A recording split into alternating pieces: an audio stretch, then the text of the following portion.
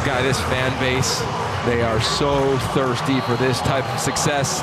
They do not take it for granted, and it's another reason why they have showed out today.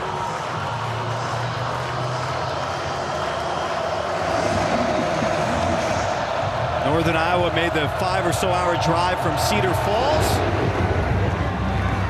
And Ja'Cory Barney's going to let this fly, and Nebraska will start with its offense on the 25-yard line.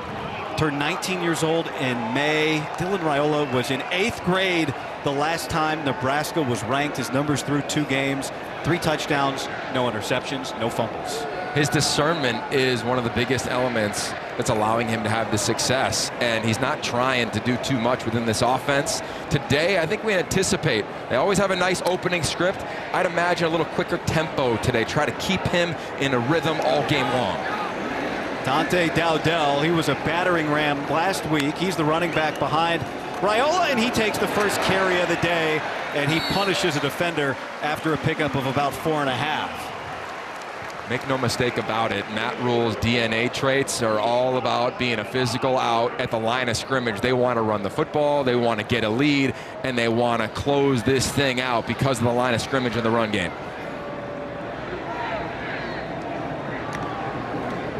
Raiola will give it to Dowdell again, and he squirts through, and he picks up a first down.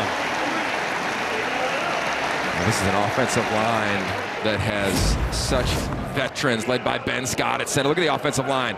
Just pushing, pushing, pushing. That's that offseason program.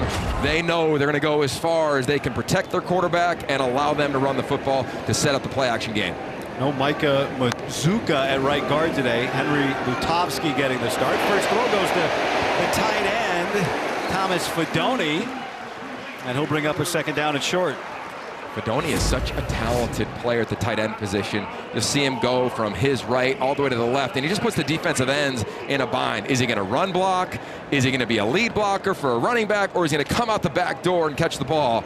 To me, the offense through 2 games goes through number 24. Great to see him out there moving. You see that brace on his twice repaired left knee. But he tells us he's in the best physical shape he's ever been in. Back to the ground. Dowdell slips away from one man and then bursts through another for another Nebraska first down. Keep an eye on these wideouts. You'll see this one from the back end. Watch at the top of your screen right there. Watch that wide receiver just continue to get after Jamal Banks. This receiving group has been challenged all week to respond from what was a poor performance blocking downfield against Colorado. And through the first few snaps, you're seeing them stick their nose in there, unlike how it was a week ago. Raiola on first down. Pressure, lofts it, and coming back to get it, Ja'Cory Barney, the true freshman from Florida City, Florida. And they can't wait to get him the ball as much as possible tonight. Pick up a 14. How about the ball placement over Albert Nunes? See that just right over the top. What you talk about that is getting the ball up and down. Perfect from the young freshman. First big completion of the day. Another first down. Raiola now to the sideline. Barney again. And that's out of bounds, incomplete. And they want to get 17 Ja'Cory Barney Jr. in the mix. He can fly, he's got unique ball skills, but I think, when you're a healthy program guy, you've got competitive depth, the guys that practice the best are the guys that are going to play. And they said he has a smile every day when he's practicing. Loves to compete. Heinrich Harburg is now in the game beside Raiola at running back, wearing number 10 in red, the backup quarterback. Away from him goes the throw, and that's caught by Carter Nelson, the much-anticipated freshman, true freshman. Yogi playing in just his 3rd ever 11-man football game. He does such a nice job of pulling defenders Harburg and allowing Raiola to look to the right and come back to the left. Carter Nelson, if it weren't for Raiola, Nelson would have been the top-ranked prospect in this class. Now Harburg is split out at the top of the screen. Again, that's the backup quarterback for Nebraska.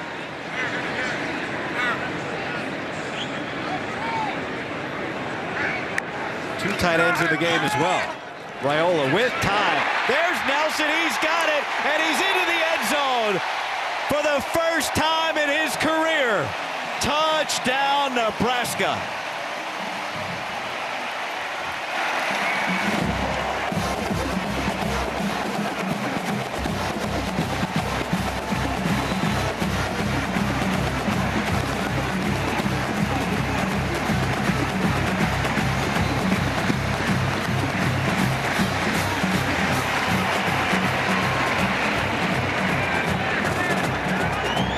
So this is something worth watching as well, the point after. Two different snappers today for Nebraska. The kicking game has not been exactly what they want, but this is very good. Aiden Flagey, the snapper on that one. And the kick from Alvano is through. What a moment for Carter Nelson. What a moment on the route. Thomas Fedoni as well. You'll see him kind of hesitate, and then all of a sudden he gets in the middle of your screen. They call it a jerk route, where you stop, kind of take a picture, and then boom, away you go. Look at that. He goes to his right, puts his foot in the ground, kind of crosses him up like it was a basketball. And one of the most dynamic players, Carter Nelson, the young player, finished it for his first touchdown. This is automatic, Yogi. This is automatic. Look at this. Third week in a row, the opening script has worked for a touchdown. That's tonight's drive summary, brought to you by American Family Insurance. We talked to their offensive coordinator, Marcus Satterfield. We talked about the scripting of these plays, and they said we take a lot of pride in the first 10 to 15 plays of the game. These guys practice it, they work on it, they understand all of the answers to different protections, to different pressures. That was pretty flawless in terms of a first drive, and then finding the youngster for a touchdown.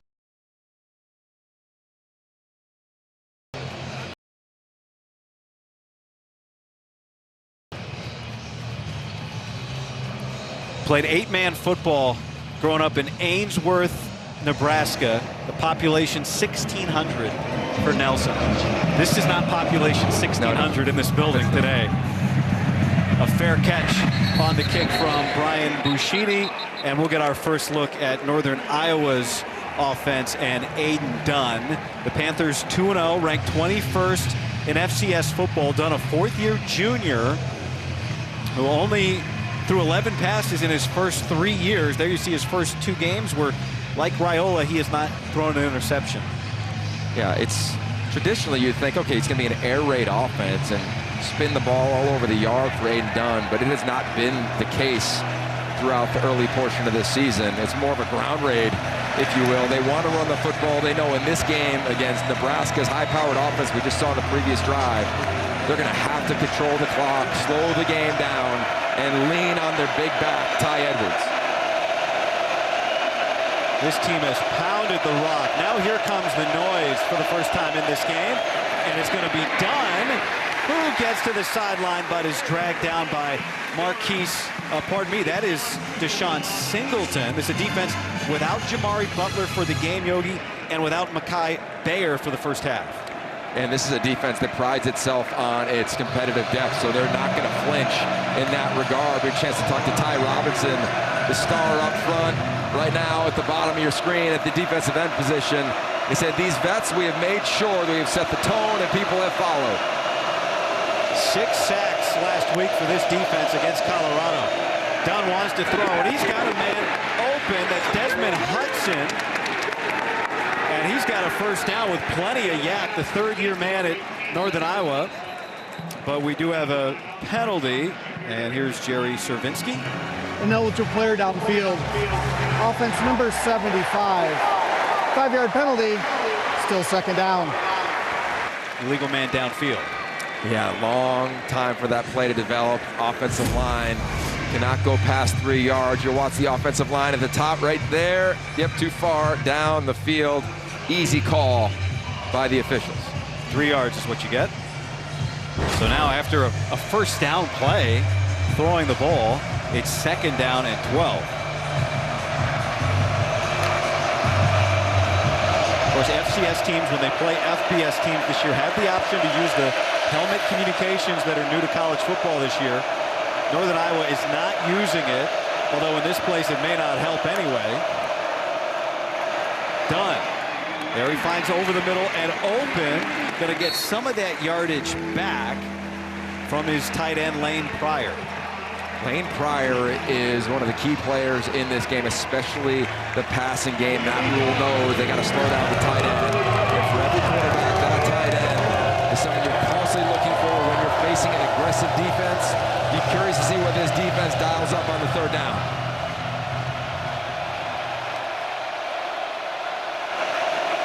Amari Pesic-Hickson, the transfer from Kansas, in the game at running back. Flag down. Done under pressure. And he finds Pesic-Hickson a first down out to the 45-yard line. And we'll check on the penalty. I think it's going to be offsides on Nebraska, just trying to get off Offside. the snap. Defense number 6. The penalties decline. The result of the play is a first down. 17 yards on that first down conversion. That's a really nice job. Just kind of getting him out the back door. All day long, we're going to see Dunn on the move. Movement throws are going to be his best friend, especially on the ones that are long and developing. Nice job finding his back on a little flare route. And it's all about, for this Northern Iowa team, just surviving this first quarter in this crowd. Maybe a little exhale there. Back to Pesic-Hickson, and he's able to slip away from the first man, Cameron Lenhard, who's getting the start today in place of Jamari Butler. Tommy Hill there to finish it off, just a gain of 2. You know, it was interesting talking to Matt Rule this week about this game. He said, we're facing a traditional Big Ten team. They're going to want to run the football. They got multiple backs that will run the football. Then they'll take their shots down the field. And this linebacking core has taken that personal, as has the front 7. And they know the key to this game for Nebraska is they have to stop the run game.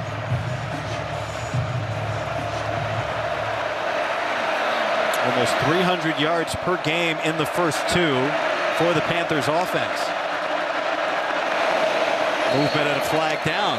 Again, Nebraska offsides. This was a problem last week. 12 penalties in the game against Colorado. Offside. Defense number 48, causing the offense to react. 5-yard penalty. Still second down. That's MJ Sherman. These guys get off so quickly. You see him, he's trying to keep an eye on the ball, and he just knows he jumped a little too soon. And it's hard, right? Because you're anticipating the snap count, you're watching the quarterback, he's clapping, they're trying to draw you off sides, and that is the semantics within the game at the line of scrimmage. So now second down and 3.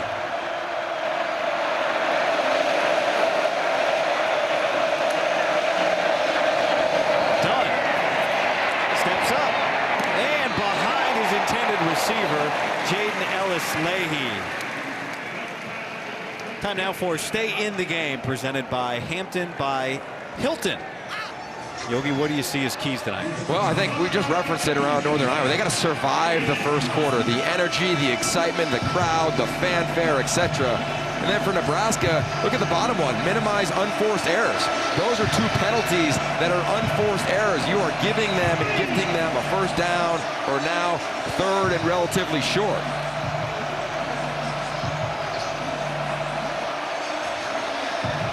It's a defense that pitched a shutout in the first half last Saturday.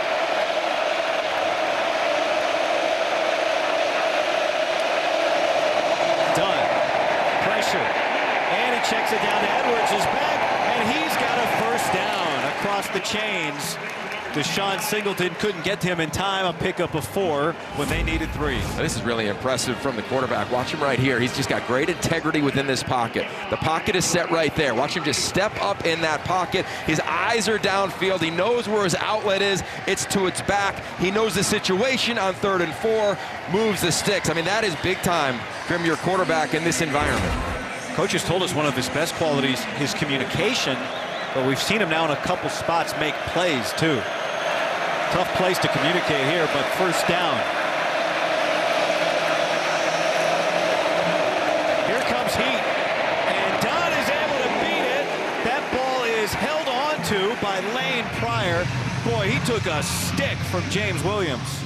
Well, Nebraska decides to bring some pressure. The back picks up the first one right there. You see the back and nobody there for the second player. And how about you, to your point, he did take a stick, a clean hit from Williams. But a nice grab, and I really think a nice job of communicating. You said communicator? They got to talk up front against this 3-3-5 defense. You see 3 guys on the line of scrimmage. Previous snap was 4. The offensive line has to know how to slide and who to slide their protection to.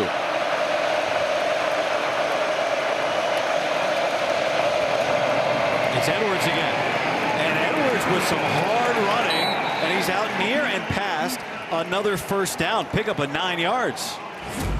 This is a physical group, right? They bring a little bit of pressure, trying to crash down. There's Williams. See how he goes with that left shoulder guy? You want to go with your right shoulder and stay square so you have an opportunity to make the play.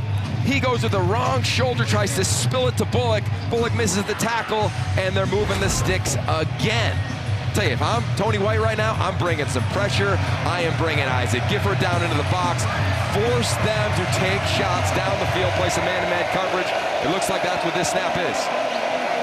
That was Lane Pryor, the tight end, who threw that big block. Now 1st and 10. Pesic Hickson back in, and he's got plenty of space to pick up 8 yards, maybe 9.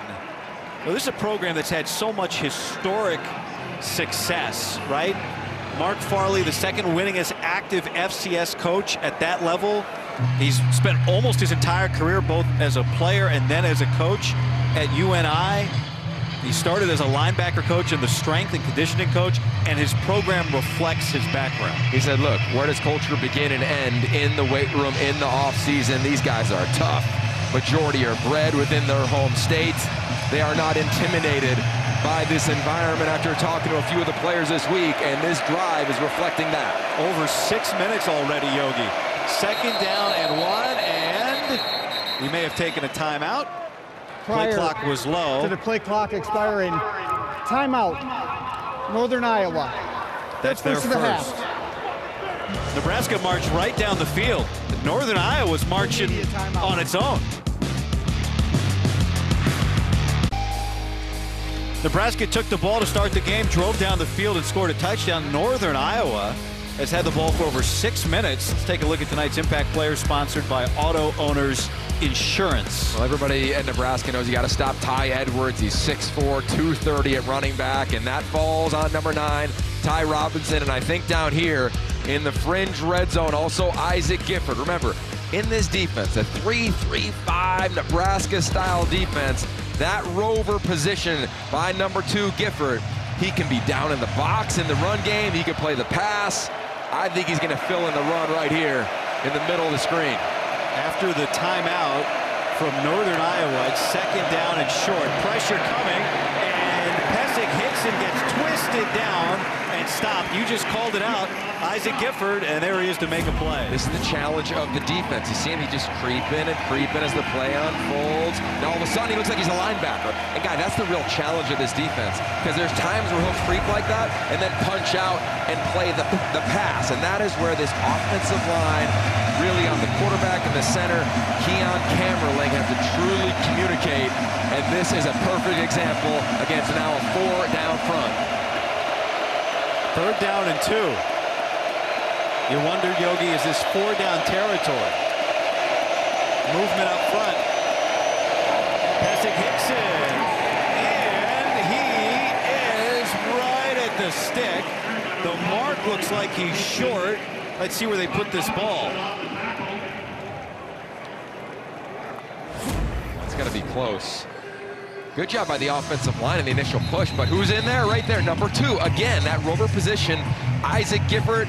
He stands him up. It looks a little short from this angle, and if it's me, I'm going for it. I mean, this is UNI on the road. You have moved the line of scrimmage. You got to get 6 inches. You talked about the head coach and his background as a strength and conditioning coach. This is exactly that. This is that moment for this offensive line and this team on the road. So I'm going for it all day. This would be a 38-yard field goal from here, which probably is a little out of Caden Palmer's range, so maybe that makes it an easier decision. But there you see, maybe a foot. This thing has been built on physicality since Mark Farley walked on and then took over as the head coach, and it continues to be a team led by the ground game. Let it rip, man. And on the other side, if you're looking at that man right there, number 9, Ty Robinson, 6th-year senior, he's saying, okay, bring it on, run it right at me. 4th down and a foot. See what Joel Filani, the offensive coordinator for Northern Iowa, has here. Ty Edwards is back in the game at running back. That formation. It's big. It's done. The quarterback, and he's got the first down by a couple of yards. Look at this formation. Look at all these guys to the right side of this offensive line. Any guess where they're running it? They told Nebraska, we're going that way. Ty Robinson and company, Nash Huttonmaker, they thought it was going to the back. They tackled Ty Edwards, and there goes Aiden Dunn. Really impressive call there from Joel Filani. Aiden Dunn had the first carry of the game, and he has that one to take this drive over 8 minutes now for Northern Iowa. Look at Gifford, how close he is. Back to Edwards. And he's got about 4 yards. You're looking at how close Isaac Gifford is to the line of scrimmage. Yeah, I mean, the origin of this defense goes back over 20 years to Rocky Long, who coached this defense at so many different places, recruited and coached defensive coordinator Tony White, taught him, he's trained in it. It's got different wrinkles now, but it allows that position. We'll see where Isaac Gifford lines up on this snap, but he's got the freedom and flexibility to fit in the run game. And the whole goal is for everybody on defense to be able to play downhill. Survived the first 5 minutes. That's what Mark Farley told us he wanted out of his team. Can they capitalize now in the red zone? Aiden Dunn gets tracked down by Gifford after a healthy pickup, and it'll be 3rd down. And about 5. Let's see. You think they're running a little bit of option, speed option? He says, no, I'm just keeping it myself. The left side of this offensive line has done a nice job setting an edge. No surprise, Jared Penning, the left tackle. Of course, the brother of Trevor, who was a first-round pick a couple years ago by the Saints. But if I'm on offense right now, keep an eye on number 45, Lane Pryor, the tight end. 15th play of the drive coming up. There he is, guy. That's your tight end, flexed out. They love this matchup in the red zone. And now whistles, and Mark Farley is going to use his second timeout. What does that tell you about how important this coach thinks this drive is? Team timeout. This is a moment, Northern Iowa. And this is a scene right now in this ball game. We'll be back with more. Full media timeout.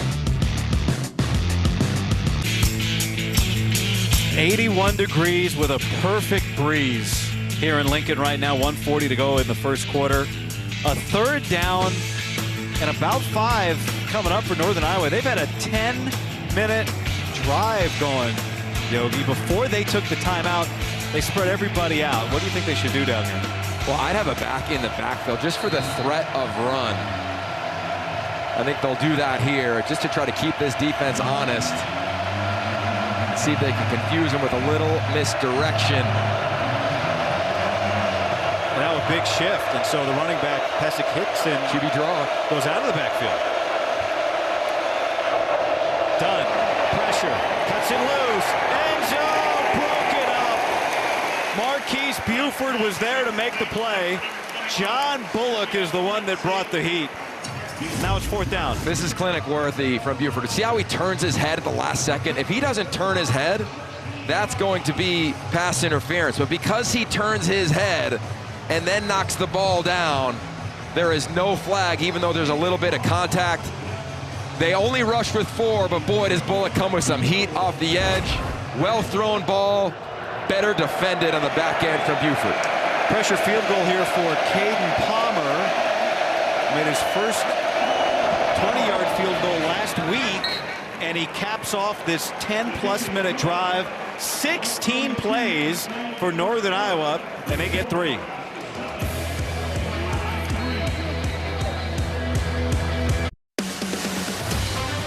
Football on the Big Ten Network is sponsored by Hampton by Hilton. Hilton for the stay. And by State Farm. Like a good neighbor, State Farm is there.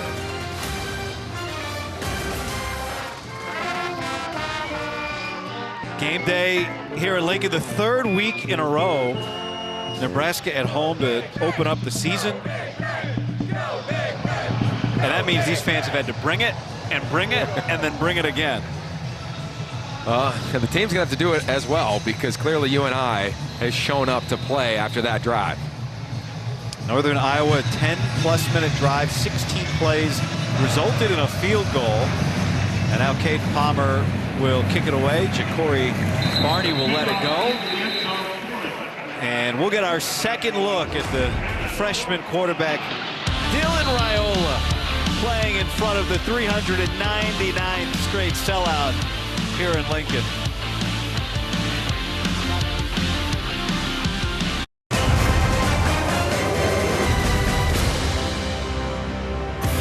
Let's take a look at tonight's Impact Player, sponsored by Auto Owners Insurance when Nebraska has the ball. Well, Dante Dowdell, we've already felt his presence, and then Thomas Fedoni. I think the offense runs through him. And defensively, Tucker Langenberg, this is a guy who loves these moments. He's a dynamic player for this linebacking group. They've got to stop the run.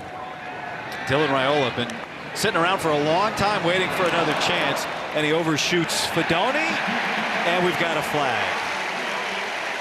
I think it's going to be a PI, and they're going to say he was held. As he made that break on the post, it looked like his arm was grabbed and he couldn't get it up to try to make the catch. Pass interference. Defense number 8. 15-yard penalty in the previous spot includes an automatic first down. Yeah, it's that right arm. He can't get it up. And officials are always looking to see, is the possible catch impeded? Yeah, kind of holds his hand there, grabs him on the glove. 6'6" Fedoni. We couldn't get to that. Now out of the backfield, here's Emmett Johnson. His first touch of the day is a reception, which he dances forward with for a first down. Let's check in with Ashley Adamson for a Big Ten Network studio update. Guy, it appears Indiana was ready for its first trip to the Rose Bowl in half a century. First 2 possessions against UCLA, 2 touchdowns. Curtis Rourke to Keyshawn Williams, up 14-0 on the road. How about that? That Indiana red looks good under that Southern California sun, doesn't it, Yost? There's Robinson with another nice move to pick up a couple more. That previous game was 17 yards. A lot of fan bases in this new look league are looking forward to checking out the Rose Bowl. I'm curious what the vibe is there and how UCLA can possibly respond. And now for this offense for Nebraska, it's about responding, because they were sitting on the bench for quite some time.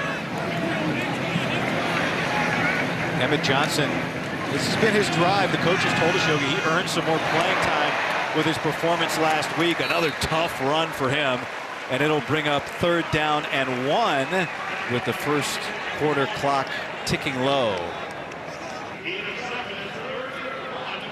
Let's see what they do here. They bring a fullback in, and I got to imagine allow this one just to tick, tick, tick away. There have been, hold on, let me count.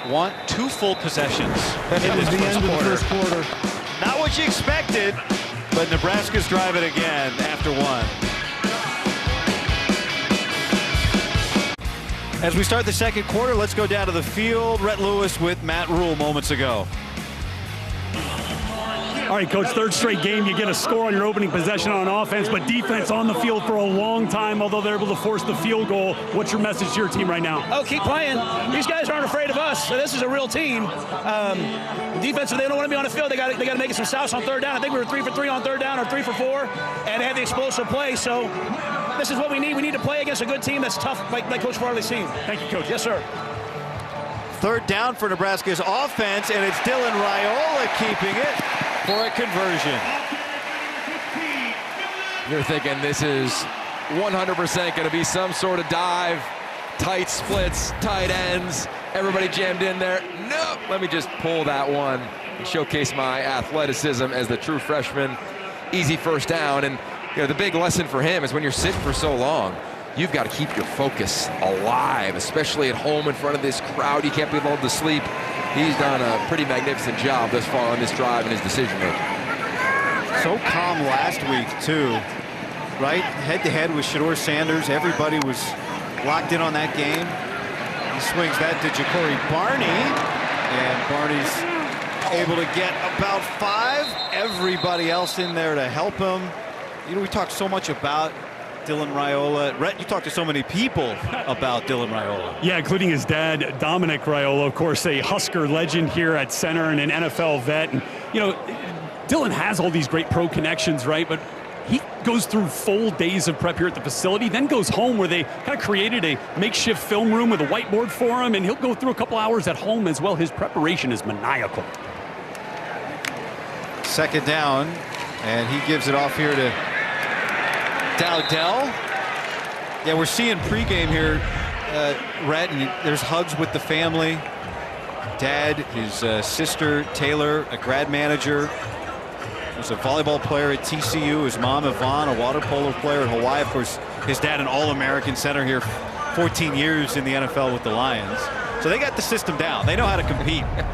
Well, they also know that reality is he's still developing and growing. I had a chance to talk to both of his parents on the field in pregame.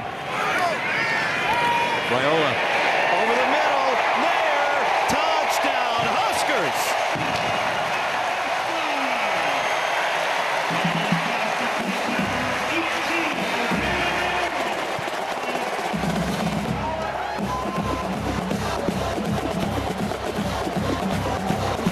They're not playing the time of possession game. They're running their offense with tremendous efficiency. I think when things are moving a little quicker for that young quarterback, he can find a rhythm even faster. Isaiah Nayer, one of the veterans on this offense, the transfer from Wyoming, then by way of Texas. His second touchdown of the year. You know, we talked to his parents, this young freshman. They said, we know that he's really talented, but we want to make sure he's having a good time, enjoying himself. And when you're looking to your left, and coming back for the second read of your progression for a touchdown, I'd say that's a pretty good time to that new wideout in Isaiah Nayor. And there's your freshman fired up at home.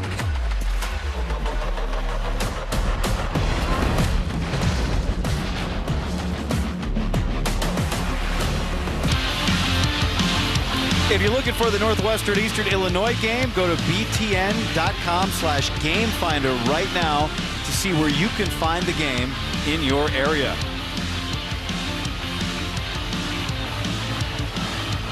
A quick scoring drive for Nebraska.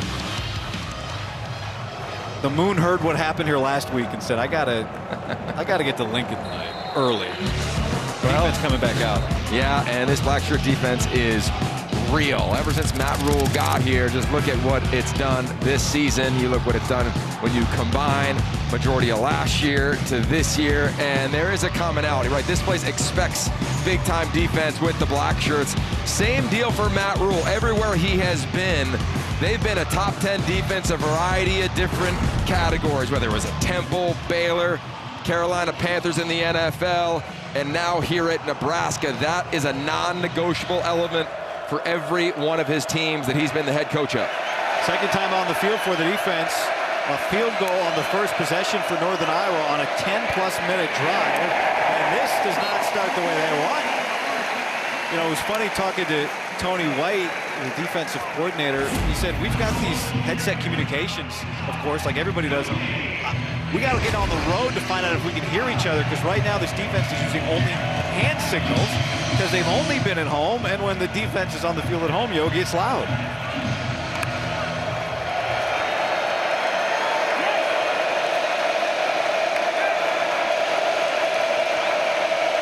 Aiden Dunn, the quarterback, as Pesic Hickson goes out of the backfield. Dunn steps up. And he picks up 4. It'll be third down and long. You know, the point of those signals, I thought with the headset communication this year, we no longer see teams have these flags on the sidelines to protect the coaches' booths from stealing the signal. See it right there at the bottom. The bottom of the screen there, those ends right there, they're blocking the signalers. So signaling has not gone away due to helmet communication like I think a lot of us anticipated, at least for the defense at home. Third down and 7. Northern Iowa was good on third down on its first possession. Dunn, to Jaden Ellis-Leahy. The coaches told us this guy might be able to make an impact in this game. Not only did he make an impact, but how about Aiden Dunn sitting in the pocket, guy? There is pressure in his lap.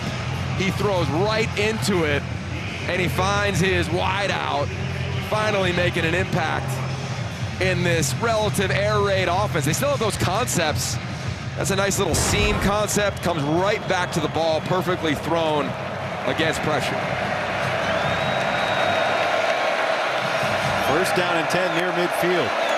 Ty Edwards doesn't take the handoff. It's Dunn with his tight end blocking in front. A flag comes in. Dunn gets the first down, but we'll check on the penalty. That might be a hold on 21, Sergio Moranci. And that was an awesome play design, right? Little zone read, keeper, he's got a lead blocker. Holding. Offense number 21. 10-yard penalty from the spot of the foul. Still first down. Yeah, he split out wide. You see at the bottom of your screen. And it'll show right up there. And look, they're both kind of grabbing each other, but as a wideout guy, you got to know when you feel that DB pulling on you, you've got to let go, especially when you know the design of the play. And the only reason the DB is pushing and pulling from you is because he sees the ball coming his way. So that is a missed assignment in a big way for the senior captain, Moranci. What's funny about it, the penalty occurred past the line to gain, and it's a spot foul. So it's 1st and 9. They didn't get the yardage, but they didn't lose the down. Here's Dunn again, and this time he gets pulled down by Tommy Hill. But a huge game last week, of course, the big pick 6 and a big tackle here. He's a big physical corner, sees the motion, nice job at tracking the motion, trying to get in the hip pocket of it. That's an automatic read from the corner. His guy goes in motion, you're playing zone coverage, nothing there, go blitz. And this guy's been lights out. I can remember he was a freshman at Arizona State, comes here, ups and downs. He's playing the best football of his life.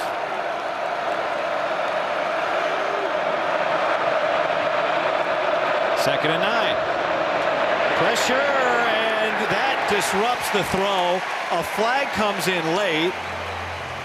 Kay Wallen was the man who applied the big hit. As Dunn was letting it go, Dunn is doubled over trying to catch his breath. And you can see that this penalty is going against Northern Iowa. I think it's going to be OPI. Offensive pass interference. Yeah, they're talking to Coach Rule. What his decision? He said move it back 15. You could read his lips.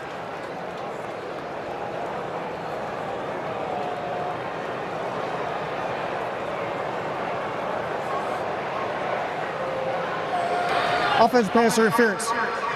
Offense. 15-yard penalty from the previous spot. It is second down.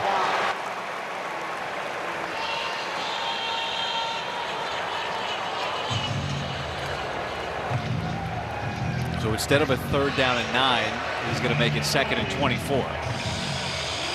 And this is a tough spot for the play caller, right? Not a lot of great calls on the call sheet, but you also want to think about the bigger picture, which is you want the clock to keep running, you want to run the football. You found pockets. I try to work the passing game in between the hashes down the seam. You had a little success, especially with the tight end. Aiden Dunn, he throws. That's complete. Receiver screen to Hudson, and he's able to stay on his feet, and he gets back across the 45, and it'll bring up 4th down. Pardon me, it'll bring up 3rd down, and that's exactly where they put this, about 5. A really nice block out on the perimeter from this receiving core, Ellis-Leahy, and look at this. Desmond Hudson just kind of does the rest. Physical runner, and you're right. I mean, Coach Rule said it to Rhett Lewis in between the quarters. This team has come to play, and on 3rd down, I'd keep an eye on number 45 at the bottom of the screen, the tight end, Lane Pryor.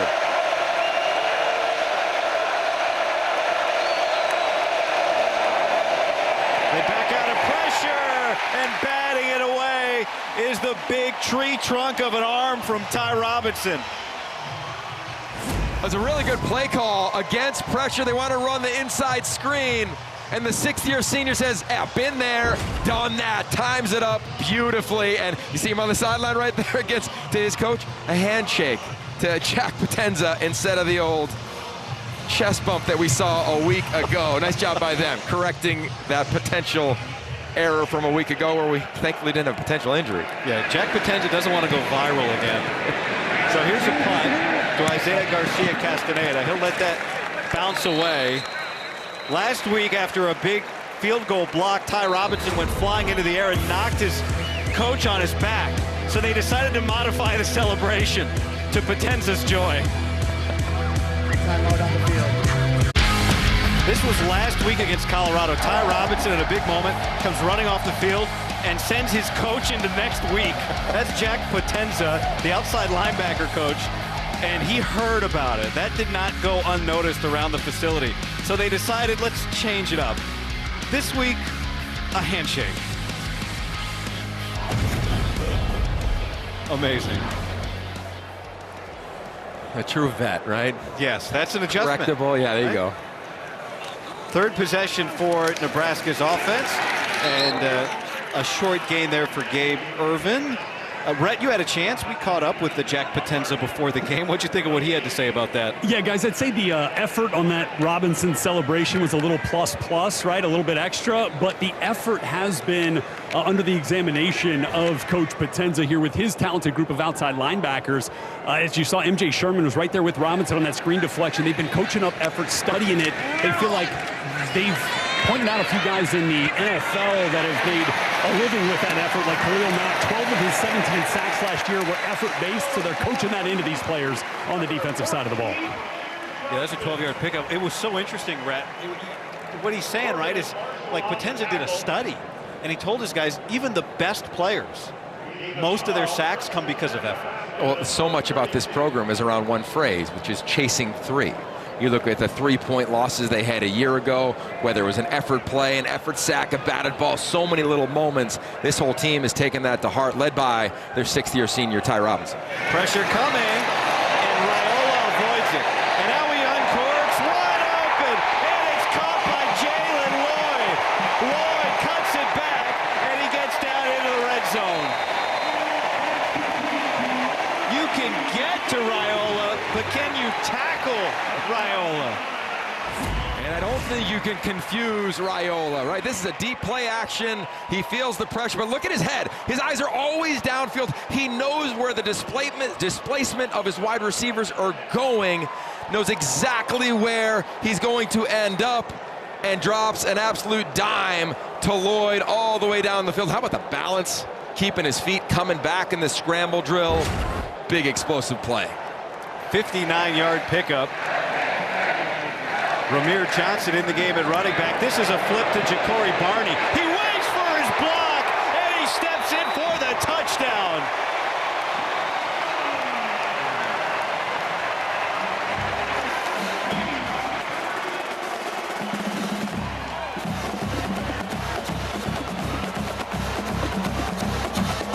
Matt Rule told us of the young man Barney. He's from Miami, and Florida kids play football like they're at recess. And Ja'Cory Barney, he takes a big hit at the end of that play. He pops up with a smile on his face.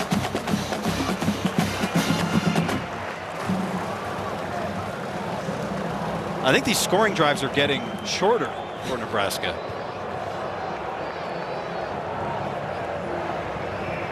All right, let's watch the operation again.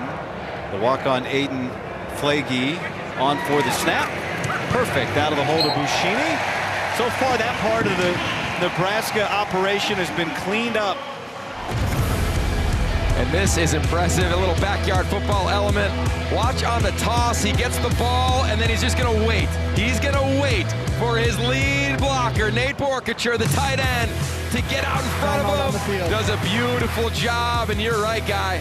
This feels like a little playground ball, little backyard ball, and definitely a smile for the freshman from Florida City. There you go, man, congrats.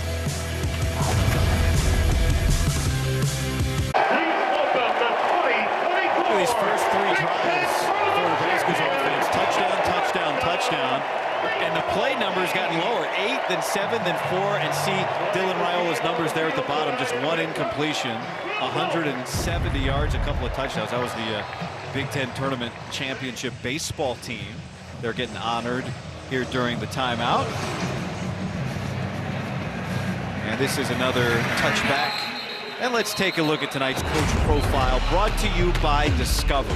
Well, look, there is a blueprint when you hire Matt Rule. Everywhere he has gone, he has gotten better. Usually it takes 3 years. Not this year for this team, at least in our eyes when you're looking at it. And I think it's a big part of this team being veterans. But at Temple and at Baylor, he said he had to play a lot of the young guys, just roll with a bunch of the freshmen and sophomores to build the culture, build the program. Here, you've got so many veterans, and a lot of them came back because of that stat right there. 4 losses by 3 points last year. That is why the moniker Chasing 3 is all over their doc series on the internet and the facility and the tunnel walk. This team is mission-minded. 1-5 in 1-score games to go with that 0-4 in 3-score games. And like a healthy run there for Northern Iowa. Pickup of 7 yards from Amari Pesic-Hickson. Yogi, of those 4 games that were lost by a field goal, 3 of them were 13-10. Can you imagine this offense scoring 10 points this year? No, I cannot, and especially when you even look at their schedule and how this thing is developing and some of the new playmakers. I mean, the 3 guys that have scored tonight, they're scoring for the first time, or they're new faces to this program as freshmen or as transfers. Ty Edwards churns forward for a first down. Let's take a look at tonight's big stat, brought to you by Reese's Peanut Butter Cups. Old is good. Yeah, I think it really is, especially when you're looking at the expanded playoff, right? The 2 teams that played for the championship a year ago, their defense, look at their average years old, and they also were a bunch of 5th and 6th year seniors. Same thing here for Nebraska. So many vets that have played so much football, now back-to-back years in this scheme, and they know what they left on the table. And Guy, I'm not saying they're going to the Natty right now, but I think this defense, they have a high expectation, a high standard of how to play every time they hit the field. Old is also relative. Here's Dunn. He's just going to tuck it and pick up a first down. No, he stepped out a yard shy, but it'll bring up 2nd down and short. I just think the age thing and the veteran element of it, it helps you on a Tuesday practice. I mean, everybody on this defense, I felt like said the quote that we practice like the worst defense in the nation all week long. Like, they know you got to bring your hard hat to work. They know the standard of the black shirts, and when you're given one of those jerseys on the practice field, and look, when the whole nation's talking about you like they have been all week long, it's easy to have a little bit of a lull. I think this team, led by one of those vets, Isaac Gifford, say, no, not this year. 2nd down and 1. Here's Edwards. Edwards dances, and he's got the first down. Nice block there from Josh Volk. And as they move the chains, let's go down to Rhett. Yeah, guys, you're talking about the veteran leadership here, and I think that, of course, comes from the direction of Coach Matt Rule. And, you know, this team and this defense and this effort is built through fall camp, and it's built each week in practice where they'll get physical and they'll put pads on and hit all the way up until Thursday. I was talking to former All-American linebacker Jay Foreman, and he was like, yeah, that stands out in a big way. It feels like football is real and back here when you watch these guys at practice. It's funny, right? Matt Rule told us he wants his players that have buddies at other schools to hear from those buddies that Nebraska does stuff that they don't do. There's a nicely timed throw to Derek Anderson. His 2nd career catch comes in a big spot to pick up a 14. Yeah, he's a traditional blocker, but you'll see him go from right all the way to left right there, number 88. And I'll tell you what, Dunn is doing a nice job. When he sees pressure and he knows they can't protect it, as a quarterback guy, you're taught to retreat, buy a little time, buy a little time. He allowed that window, which was massive, to open up on that over route, delivered for a first down. And for Northern Iowa, as we tick under 4 minutes, they want the ball for the rest of this 2nd quarter. Well, we know what Nebraska's done at the end of the first half so far. In 2 weeks, they've scored touchdowns before the break, both games. Here's Pesic-Hickson, dances away, flag comes in, stays on his feet, and finally the 4th man in, Vincent Shavers, is able to make the stop and pick up a 1. We're going to get a hold and bring it back, though. There's so much movement, and that's the challenge when you're playing against this 3-3-5 defense guy, is you don't know where guys are coming from. Holding. Offense number 51. 10-yard penalty. Still first down. Keon Kemmerling, the center. Yeah, so just watch this entire defensive line as the play unfolds. I mean, they're just going to come from so many different areas. And you don't know how to block, where to block, who to communicate to, and this time they end up bringing more than 4. And those angles within this 3-3-5 Nebraska defense, that's what makes it so challenging. When you're taking angles and coming vertically up the field, and then linebackers coming right behind you with speed and power, big impact on those offensive linemen. 1st and 20. Play clock is low. Dunn swings it out to Pesic, hits it, and he gets tripped up by Tommy Hill. Now remember, you do get the 2-minute timeout here. So be curious to see how Nebraska utilizes their timeouts here. And of course for Northern Iowa, they are going to try to milk this clock as long as possible. We're going to have to run a play here.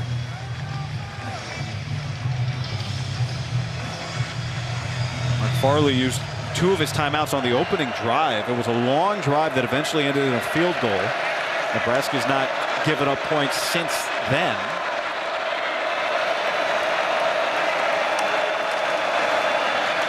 Pesic Hickson, he's patient, and he's able to slip through down to the 40, and it'll bring up 3rd down and 4 as we hit the 2-minute timeout. That is the 2-minute. Dylan Raiola and Nebraska's offense has been on fire. And Northern Iowa's trying to respond here at the end of the 2nd quarter.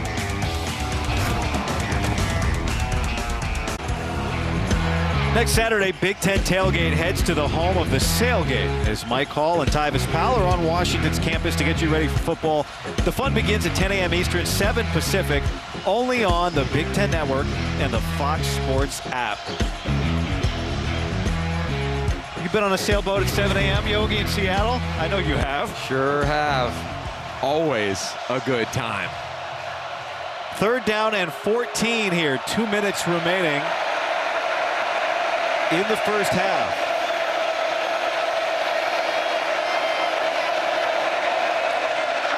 Aiden Dunn's been spreading the ball around, and he throws complete and over the middle to Sergio Morency, and he gets down to about the 31, so it'll be 4th down and 5.5.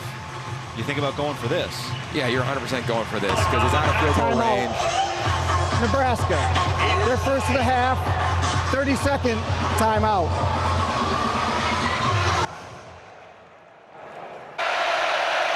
Fourth down and 5 after Nebraska took the timeout. Fumbled snap, and Nebraska's going to take over at the 35-yard line.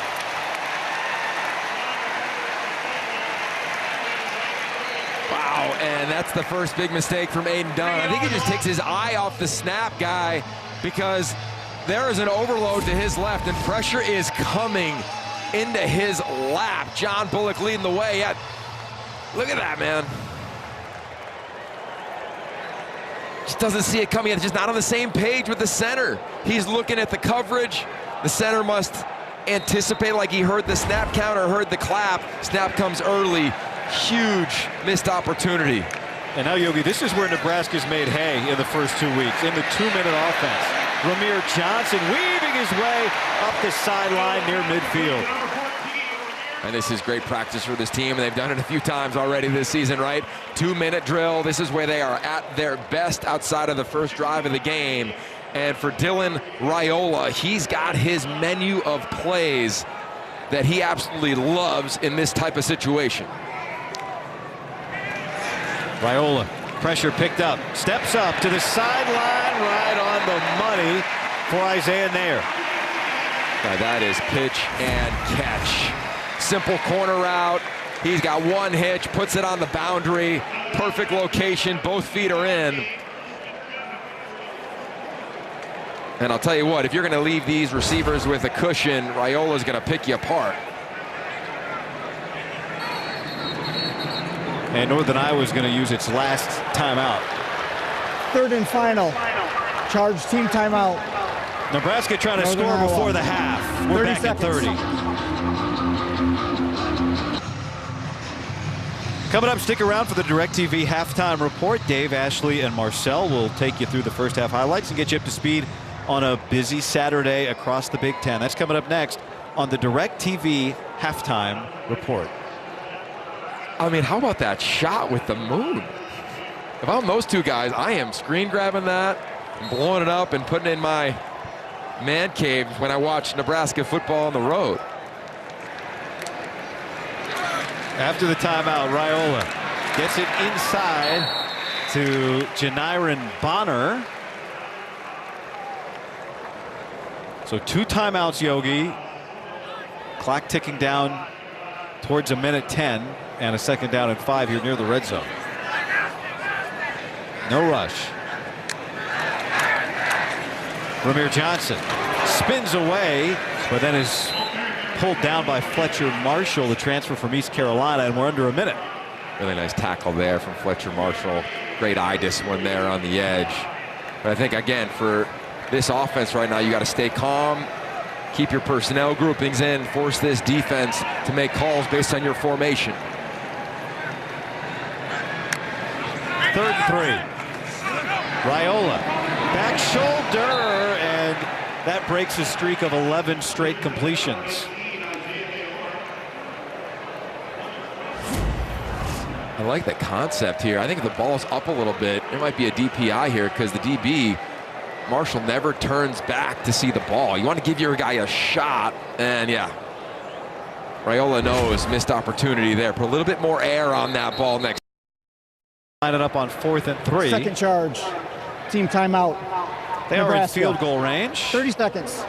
We'll see what Matt Rule decides to do here after using his 2nd timeout. 4th down and 3. It would be a 42-yard field goal from here. Next Saturday, your way. First, Indiana faces Charlotte, and Maryland hosts Villanova. Then, 8th-ranked Penn State collides with Kent State.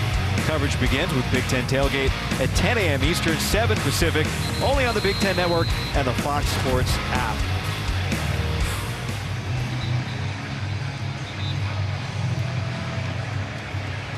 So 4th down and 3, Yogi. Offense staying on the field.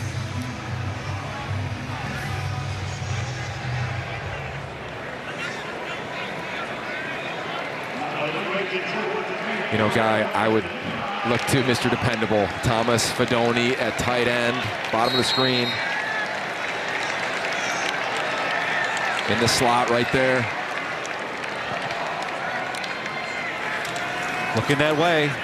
Raiola from his back foot, and he throws behind an incomplete Bonner. And Northern Iowa does something that the first 2 defenses that Nebraska played this year didn't do, and that's get a stop before the half. Yeah, and this offense is going to want it back because Fedoni to the left is wide open. He looks right there. Not sure why he didn't just go there. So it's simple out route. You're moving the sticks. Decides to go backside. Never sets his feet, and the ball is behind his wide out. Little whip route again. It's hard to throw that guy when you're on the move. He knows it. That's 2 he wishes he had back. But those are the experiences, right? I mean, this is still a freshman, only his 3rd game. Here we go with another 2-minute drill against a different type of defense that he saw in the first 2 weeks. And you got to give this Northern Iowa team credit. Big stop for them. And they get the ball coming out of the half. So they, with no timeouts, won't mess around here. They did win that opening coin toss and deferred. So as you said, Yogi, their offense, which is trying to play some ball control, got a little help from the defense here at the end. And Nebraska's offense looked like it couldn't be stopped, and did on that final drive. Rhett is with Matt Rule. Rhett? There's 3 possessions, but comes up short there late. What'd you see from that side of the ball? Well, we only had 3 possessions, but really 4 is the problem, right? That is So the end they're doing a good job of shortening of the the first game. half. We've been explosive. We had a chance there to go down and score. You know, we got to make that play on 4th and 3. But I like the way that they're playing, and they're doing a good job. They have a good game plan against us tonight. Coach, defense has been on the field a lot, but they've only allowed 3 points. What do you want to see? Defense averaged 136 per game last year. 136 per game, and he just threw for 209. And I think most importantly, he's not giving the ball away. And when you see a lot of games like this through the first 3 weeks of the season, when we've had upsets in college football, it's because of sloppy play, turnovers, etc. This Nebraska defense, they need to stop the run here, though, in the second half. Sergio Morency is going to bring this out for Northern Iowa. And good starting field position for Northern Iowa. Rhett just talked to the Panthers head coach, Mark Farley, coming out of the locker room. What did he tell you, Rhett? Well, guys, very upset at the way his defense has blown some coverages and blown some calls up front that have contributed to some of those big plays for that Dylan Raiola-led Nebraska offense. On the offensive side of the ball, he loves the plan. He loves what's happening on the offensive side of the ball. They got to limit the penalties, which has negated a couple of their own big plays, and he anticipates Nebraska coming out agitated because, as he said, they now know we can run it down their throat. You agree with that? 1,000%. I mean, what did Matt Rule tell Rhett prior to the half? Missed too many tackles. They're the more physical team right now. See if this defense took it personal. Aiden Dunn's going to give it to Amari Pesic-Hickson to start this half, and John Bullock takes at least that play personal with a tackle. Well, look, when your backs are against the wall, you haven't played great, your seniors or veterans have to show up. John Bullock, this looks like a good run because they get to the edge. Bullock unblocked as the linebacker, again in this 3-3-5 defensive scheme, finds a way. Maybe that left tackle gets away with a little bit of a hold there too on the edge. But overall, this UNI offense, they're going to keep going to the well, man, I think, in the run game. Mekhi Bayer is eligible to return to action in this second half after serving a one-half dismissal after the targeting last week against Colorado. So we'll see if we see him. Stephon Thompson started in his place. And a reminder, Jamari Butler not playing today for Matt Rule's defense. Hopefully for them, they'll have him back next Friday night against Illinois here. I'll tell you what, that is the loss that I felt in the first half. And you watch their previous games this season and then the first half, the way this UNI team has gotten to the edge, usually that's where Butler has made his impact felt.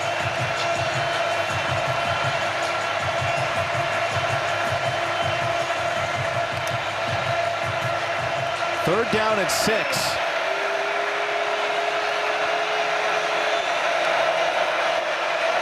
And now Northern Iowa will use a timeout. The play clock was very low. Timeout. I'll say this, Northern Yogi, Iowa. right? There's some question, how does a They're first program of the in their half. position come into this environment? Full media timeout. They haven't flinched.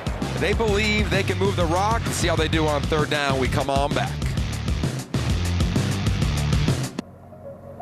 Thank you to all those people across the state who have sent letters, and I know the prayers are there. I can feel them.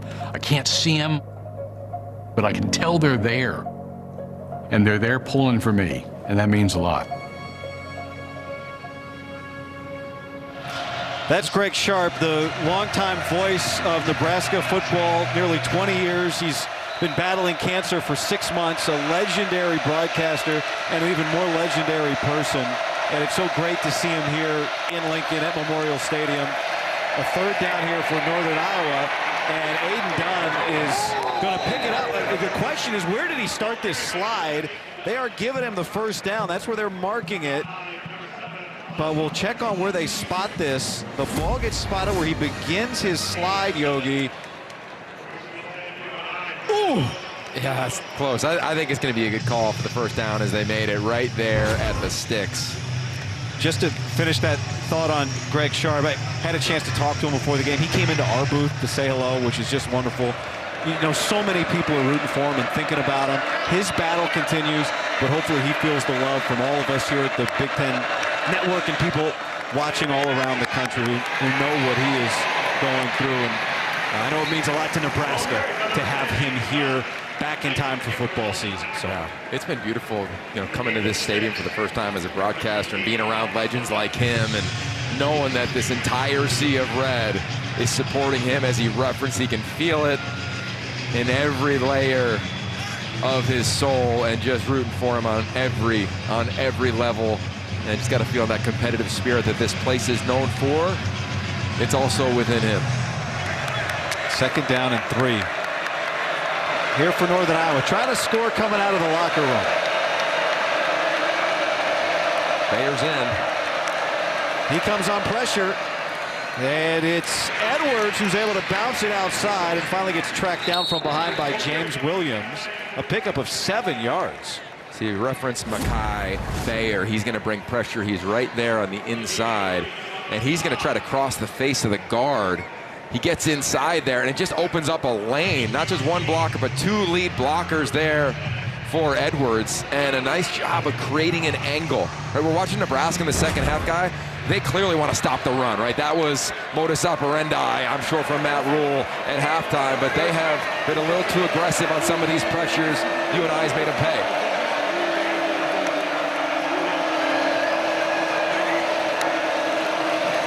Six straight runs to start this second half, and that one not getting far. John Bullock is there along with Keanu Davis. Isn't there something great about this game? You see a fullback at times. We've seen unbalanced. We've seen some old school stuff between these two schools. And for that head coach, Mark Farley, I mean, that is how he rides. He wants it to be a physical out. It is built in the weight room. It is built in all of his DNA traits. So second down at about 9. Amori Pesek-Hexon is in the game now, running back. They're going to run it again? Yes, they will.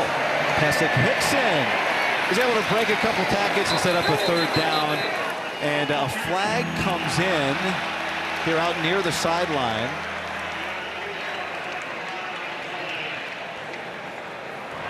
After the play was over, personal foul, late hit out of bounds. Defense number 97.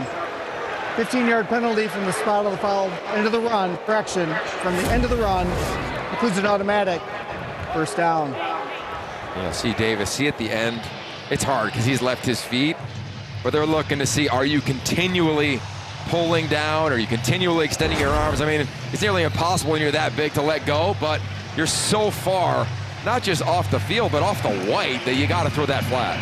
5 yards on the run, 15 on the penalty, so a 20-yard play for the Panthers.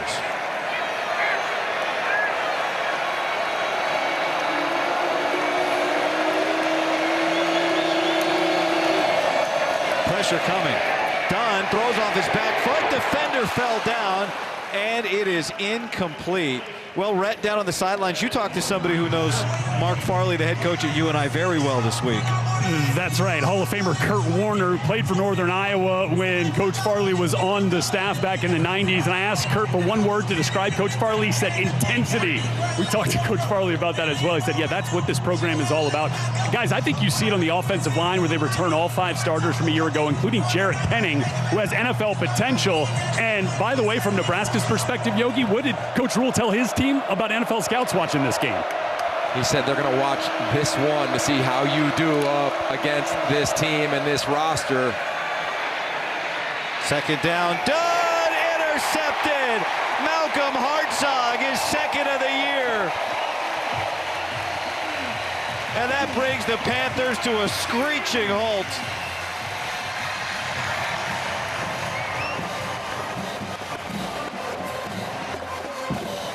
And this is one that Aiden Dunn wants back because Sergio Moranci is wide open. He just misses on the throw. And if you miss in this stadium against this defense, they make you pay. Hartzog with the pick, a little celebration. And we got a good time down there on the sideline tonight.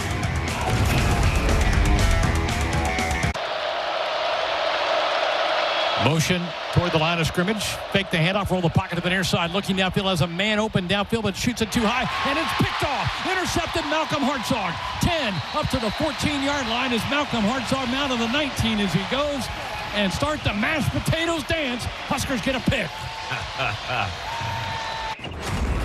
Great to hear Greg Sharp on the Husker Radio Network moments ago. I love the mashed potatoes dance. Because there is a debate among like potatoes, but who's got better corn, Nebraska, Iowa, among the players. Talked to a few of them about that earlier this week. They just had a run play to start this drive. Nebraska did. It's second down and 8. Now, are you weighing in on that, Yogi, or are you staying out of that? Too early in my Big Ten Network career to have an opinion there. Well, you could just go with Nebraska. There's Barney. A flag comes in, a first down. This might be illegal man downfield. Offensive lineman, you get 3 yards. Oh. Jerry Cervinski. Pass interference. Offense number 4. The pass was touched beyond the line of scrimmage. Yeah, 15-yard penalty. Excuse me. Distance to the goal. Second down. It's on Jamal Banks. Whites out 12-yard gain. And these are on the young guys, right? The route from the freshman Barney. You need to get behind the line of scrimmage. He doesn't do that.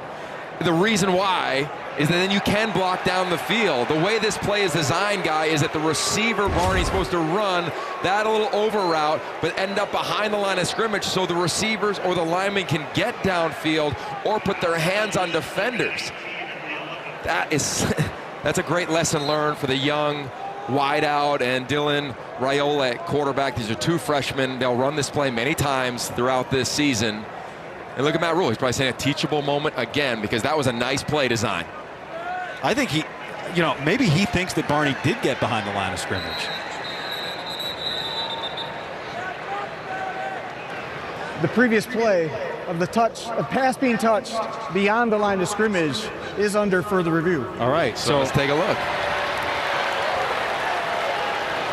Again, the rule is, Yogi, you said it perfectly, but just to reiterate, you can block downfield if the ball is caught behind the line of scrimmage. But Barney's running in front.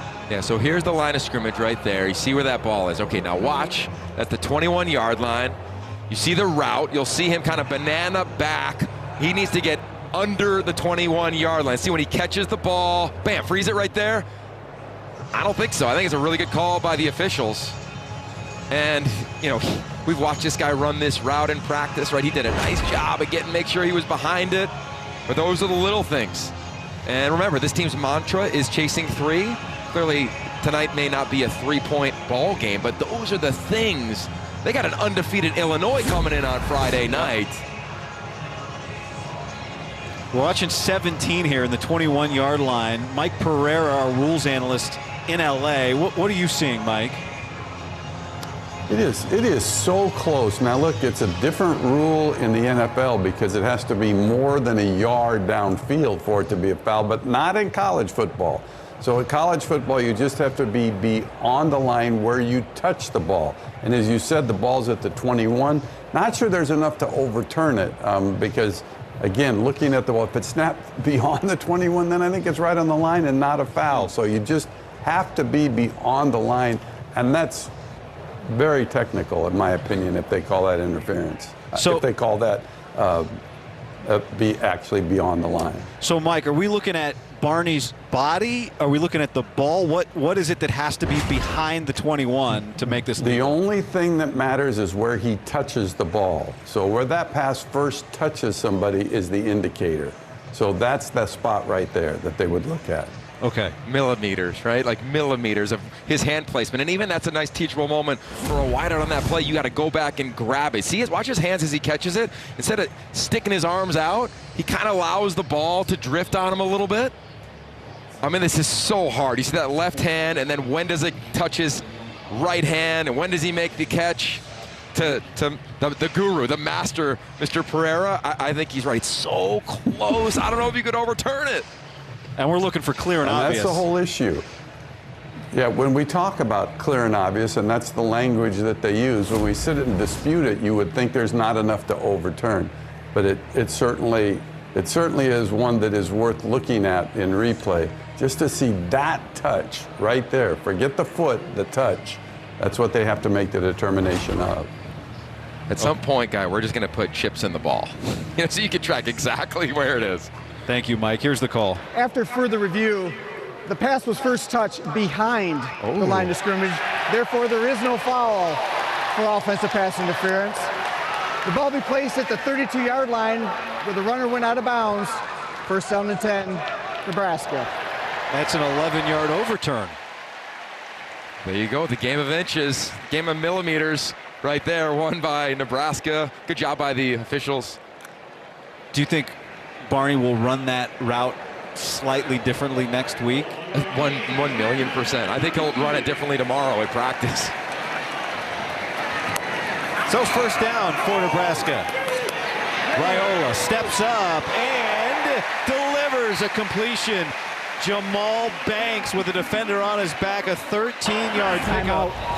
First catch of the night for Banks. Guy, look at this ball placement. Are you kidding me? Low and away. How about the catch? And then you want to teach yourself a little front shoulder roll. Wow. Way to secure that. Timeout on the field. We have a timeout on the field for an injured Northern Iowa player, so we'll step aside here in Lincoln. Experience the expanded Big Ten Conference like never before with Big Ten Plus.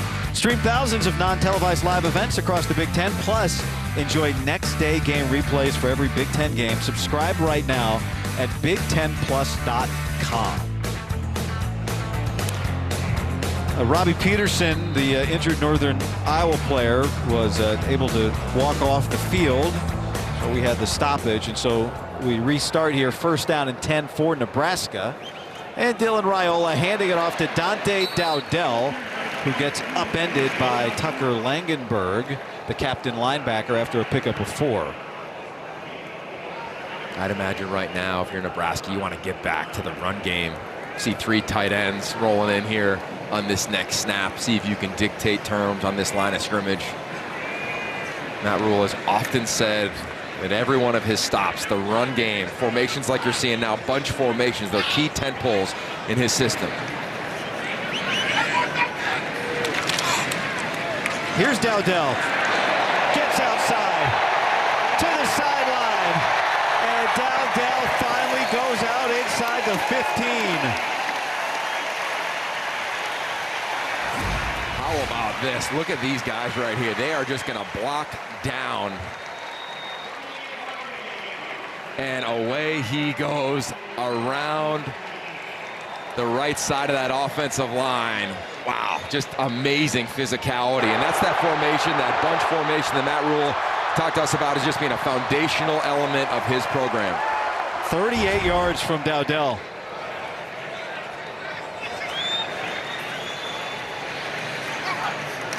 There goes Barney in motion, inside handoff, and that gets blown up. Janiron Bonner, and let's go down to Rhett.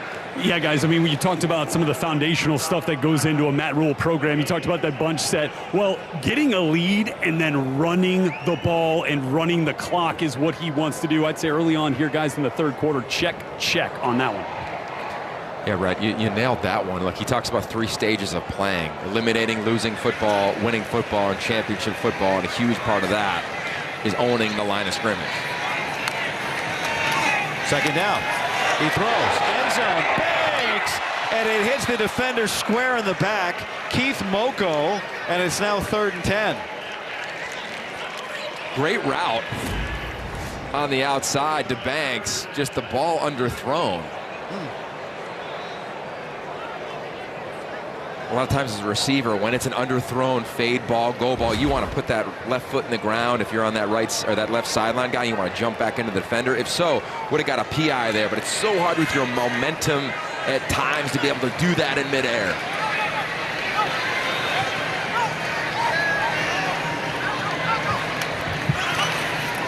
Raiola over the middle, and a miscommunication between he and Banks, and now it's 4th down. Yeah, it looked like Banks was supposed to cross the face of the safety right in front of him. He decides to take it up and nod that safety. Nothing doing there. And I'll tell you what, Nebraska's lucky that wasn't a turnover. First field goal attempt here for Tristan Alvano. It's been a big focus this week. The special teams operation's been good so far in extra points. Aiden Flagey, the snapper. Brian Buscini, the hold. And Alvano from 31.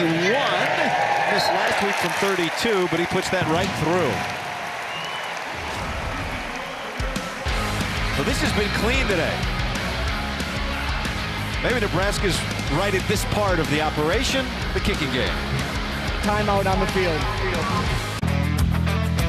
Let's take a look at tonight's trivia question brought to you by T-Mobile. Who holds the Cornhuskers' all-time record for most carries in a game? You gotta take a guess with Mike Rozier, I think, is where I'm gonna go, and maybe go way back to Roger Craig back in the day. What do you think? Somewhere in the middle or those two? I'm going to go Eric Crouch. You go, yeah. I tried to awesome, by the way. I tried to bribe Christian and Graphics for the answer. And you got it? No. Oh. No, he wouldn't tell me. He was such a fun, dynamic player to watch play. Oh my gosh. Jacob Holt kicks that away, and it's muffed. Northern Iowa goes back to recover it at the 4-yard line. Sergio Morency trying to make a play, and it nearly cost him a possession. And just the timing's not right. You want to get there a hair earlier, catch it on the fly, but I'll tell you what, give him credit for bouncing back to pop up real quick to cover that, because that could have been catastrophic for UNI.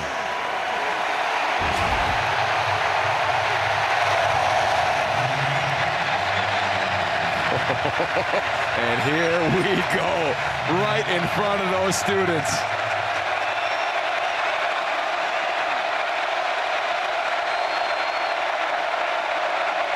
Aiden Dunn, the quarterback. This is as loud as it's been in here tonight. He hands it off, short gain. All right, let's get the answer to the question. Trivia. Oh, no.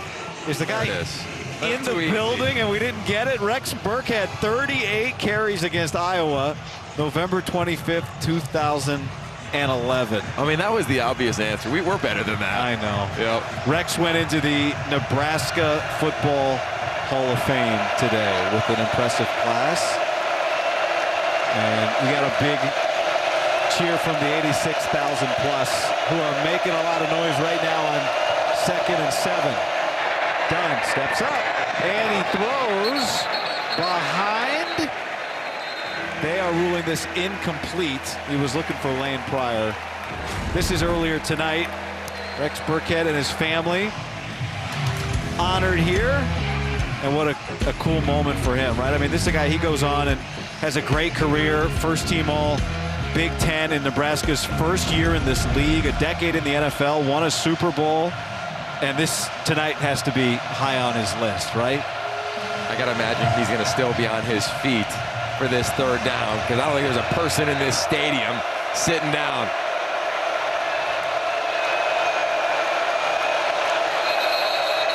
And now whistles.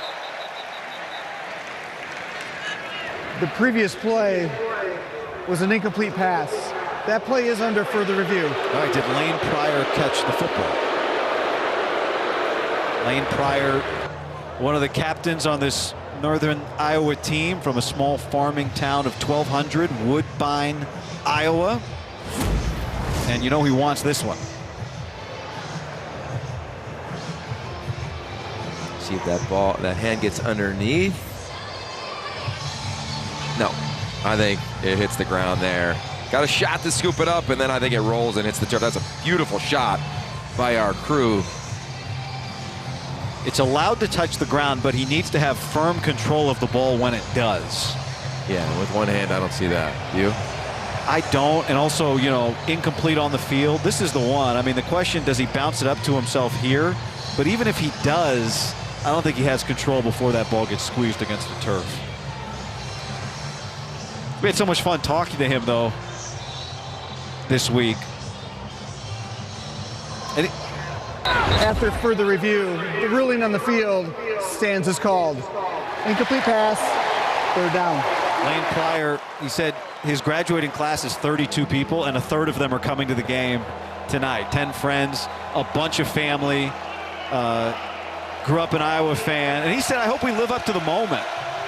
And, you know, this score right now is 24-3, and they got a big 3rd and 7. But I'd say they've lived up to the emotional part of this moment tonight. Yeah, they have not let this environment swallow them, but this is as hard as it gets. 3rd down, backed up, this entire fan base trying to get inside your helmet.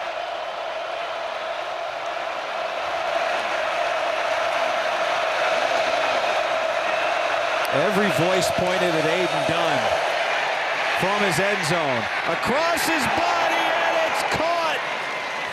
Whoa. Gifford was sniffing a pick 6, And instead, it's a Desmond Hudson first down. How about this? Pressure from Robinson. He tries to spin out, put a little more pressure on him. This was similar to the interception earlier. Not this time. Almost a pick six to your point. Gifford tries to make the play, but the wideout makes an even better one. How about that grab? On 3rd and 7 with 86,000 raining down on them. Dunn in trouble. Gets away from Bullock and loses when it's all said and done 1 yard. You know, we started off this broadcast talking about this Nebraska defense, right? It's 3-3-5, 3 D linemen, 3 linebackers, and 5 guys in the back end in the secondary. And right now, as you're looking at Mekhi Bayer back in the ball game, remember, set out the first half to a targeting penalty a week ago against Colorado. They've changed it up. So you see 3 D linemen right now. Do they bring one of these linebackers up, or do they blitz one of them, trying to force the hand of Aiden Dunn?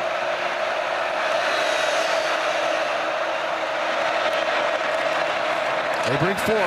Dunn throws, and it's deflected. And it's Bullock that got a hand on it. So that's the point of the defense, right? There's 3 D linemen. You got 3 linebackers. You don't know who's coming, who's dropping. Beautiful job by John Bullock disguising his role within this defense. They almost get another one. Look like he's going to make a play on some pressure. Nope. Drives right into that area where Aiden Dunn tries to throw a slant, gets one hand on it. Big play by the senior leader. Bullock was asked if the crowd affected the game last week. He said, yeah, my brain was buzzing. Play clock is low, they get it off.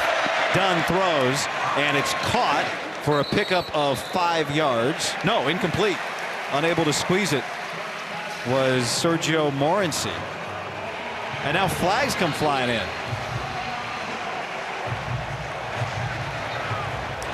I don't know if somebody said something to the official, but that one came late. Well, you could see there Mark Farley talking to Morency, who maybe showed a little too much frustration afterwards. Yeah, I mean, that was a great call. Nice little pick route, rub route, you call it an offense? After the play was over, unsportsmanlike conduct. Offense number 21. That is his first of the ball game. The penalty is enforced half the distance to the goal line. 4th down. Yeah, the ball's a little low. He's frustrated. Looks like he might even be a little banged up. And then a little words with Tommy Hill. Oh, and he throws the ball at him. And that's where they get him.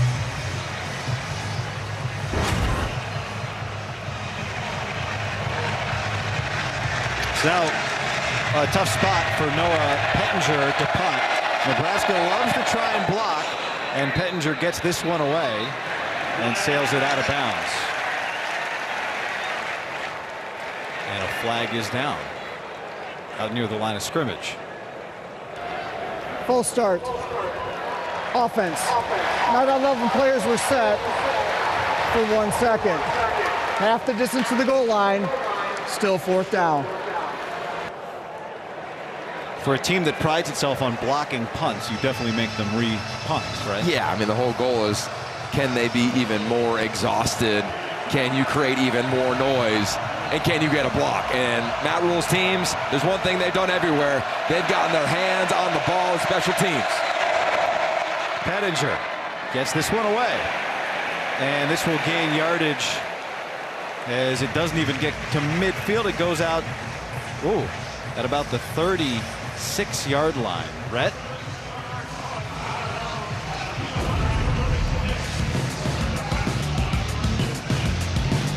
Well, we talk about bulletin board material at times, and this is what Matt Rule referenced after the game a week ago. I don't know how well we would play in that atmosphere if we were the visiting team, and I think the whole nation saw how challenging it is to play here in front of this fan base, this community, and this crowd, and it is going to be a big advantage for them for the rest of this season when they get a home game.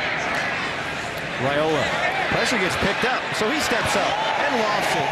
And there's some pushing and shoving, and a flag comes in. He was looking for Janiron Bonner battling with J.J. Derville. And again, for all those DBs. Pass interference. Defense number 3. 15-yard penalty from the previous spot. Includes an automatic. You just first got to down. look back late. D'Urville, you see him looking at the eyes of the wideout, never turns his head to the ball. Wasn't a beautifully thrown ball, wasn't necessarily in the vicinity of the receiver, but enough contact there to easily throw the flag for PI.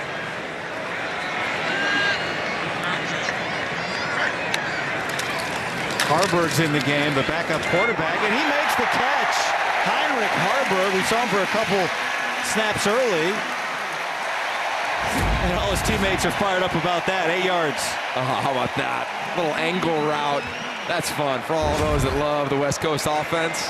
They call that the Hawk special right there. That was beautiful from the QB. Turned a little bit of everything. And he's now get the handoff. And he's got a first down. And this crowd loves it. I mean, imagine now trying to prepare. You're Illinois, you're coming off a nice win today. You got to come here on a Friday, and you're saying, oh, geez, we got this package with number 10 now, catching it out of the backfield. He's running the ball, thinks he's going to the sideline. No, we got another play for you. And what was fun talking to Matt Satterfield, their offensive coordinator, he said, it's not a package. He's just part of our game plan. Now Raiola's at the bottom of the screen, and this crowd is starting to make more noise in anticipation of whatever they're about to see. It's Haarberg keeping it, and behind a lead block of Gabe Irvin, he gets a short gain. And now Raiola's going to go back and set up the offense. Little things like that. You know, number one, Haarberg is talented enough to be playing on the field in some element of this offense, guy. But also, when you have some plays for yourself, it just keeps you dialed in, especially when you're in the quarterback room and you were the guy a year ago. Love how they found a few plays for the backup quarterback. Listening to one thing Matt Rule told us, buy-in has not been a problem here. Northern Iowa's going to take a timeout. He said, you know, there were times at Temple and Baylor I played younger guys. Here, Northern Iowa. I haven't struggled at all to get by. 30-second timeout. Heinrich Haarberg is the poster boy for that tonight. Back in 30. Nebraska leading Northern Iowa 24-3 here with just over 2 minutes remaining in the third quarter. You haven't been able to get an open seat since 1962. That's how many years you go back on 399 sellouts. Rhett? Heinrich Haarberg, certainly a guy that buys in. I mean, he was the man here last year, a quarterback until he wasn't. Matt Rule made that a big piece of his pitch to these guys. Wants them to handle the ups and downs. This is Fedoni. Stiff arms one man, and he's going to be just shy of the end zone. Ben Belkin came up to deny him. But what do you think there about what Rhett said and what kind of Haarberg represents? Well, I think he represents an element of his teams. You see these receivers just blocking downfield, the big point of emphasis. But yeah, I think for Haarberg, the bottom line with this program is that if you earn the right to play, you're going to play. It doesn't matter how old you are, how young you are, freshman, 6th-year senior.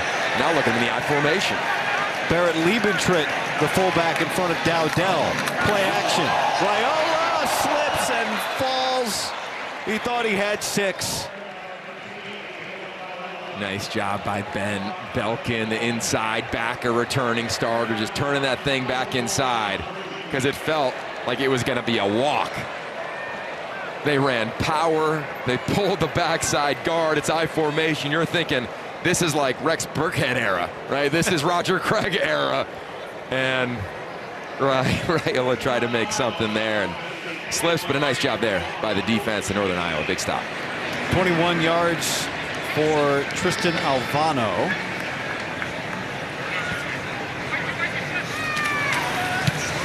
And he's got it.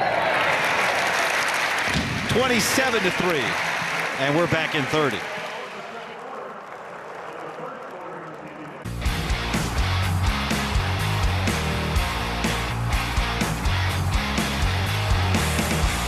Next Saturday, ton of football here on the Big Ten Network. Charlotte, Indiana, and Villanova, Maryland for that noon Eastern game. And then Kent State takes on 8th-ranked Penn State at 3:30 Eastern.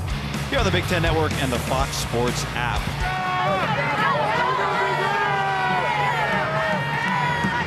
So Nebraska got that ball after a punt at the 33-yard line, Yogi, and Northern Iowa held them to a field goal.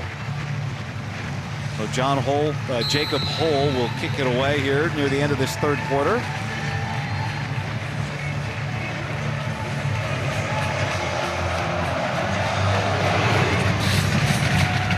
Morency, who muffed the last return with a clean catch here.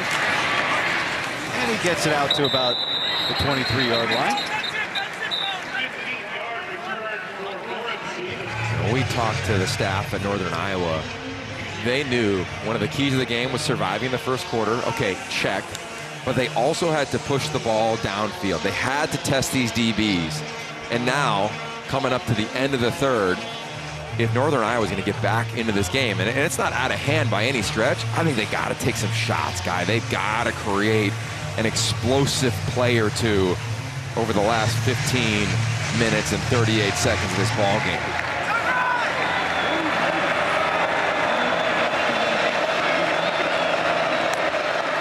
Dunn is going to carry it.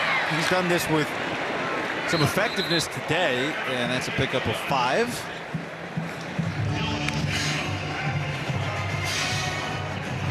You know, that they're in the position, Yogi, as you're describing. This is a team that wants to milk the clock. That's how this offense was built, right? And now they're going to have to, under normal circumstances, they can't let this third quarter run out, right? But they take as much time as they could.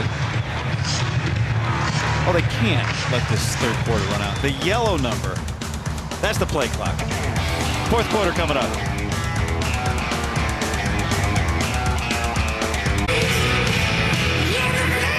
If the football wasn't enough of a reason to come to Memorial Stadium, the light show to start the fourth quarter is. I mean, Guy, we've seen a lot of college football in our time together, man. We've never called a game here, and like it says on the big screen, no place like Nebraska. I'm going to have to co-sign after this light show, man. This is awesome. There's a great article today leading up to the game about how Matt Rule went to the in-game entertainment folks last year and said, hey, look, you guys can affect the game. Let's get some music here that'll get the players, let's get some high beats per second. Let's get the crowd going. Well, what was so amazing about the ball. To your point, like, I'm watching the players during the light show, and they're enjoying it. It's not like they're huddled up with their position groups. I'd imagine Matt Rule is saying, enjoy every moment, and now go play this 3-3-5 defense under Tony White. Number 400 will be Friday night in what should be a top 25 matchup with Illinois. Work still to do here as we begin the fourth quarter, and Ty Edwards carries just shy of first down. It'll be third and less than a yard after a 5-yard pickup.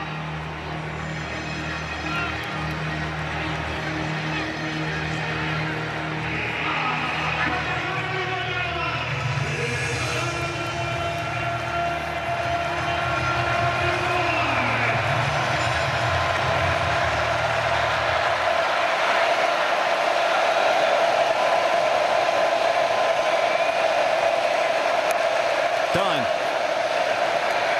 on the move, throws to Edwards, flag comes down. Edwards picks up the first down, but we'll check on this penalty.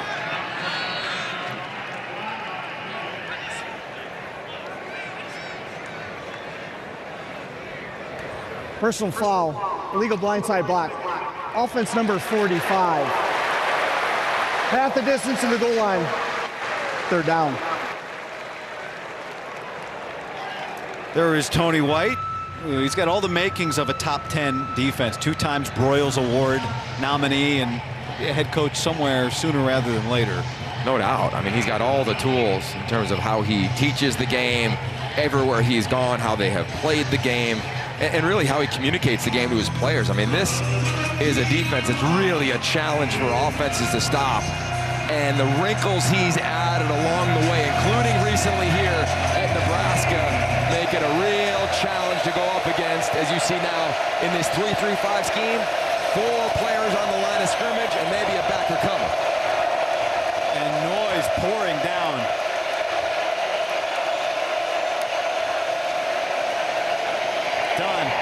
drops it off to Pesic Hickson. And Pesic Hickson is going to make this about 4th and 8. That's a really nice job from Tony White and his defense.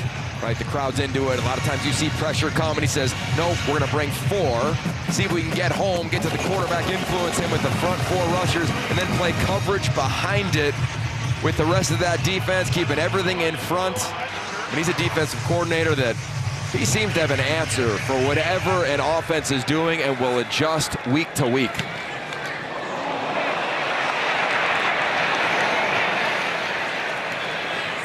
A good bounce there from Noah Pettinger, and it rolls out of bounds at the 15. Personal foul, roughing the kicker, receiving team number 18. 15-yard penalty includes an automatic first down. So roughing is a first down here. Let's see.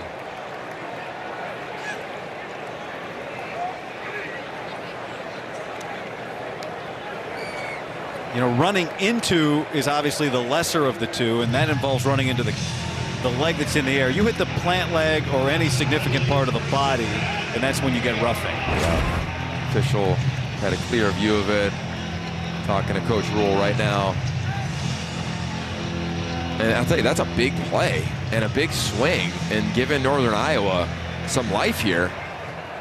Frustration from Coach Rule.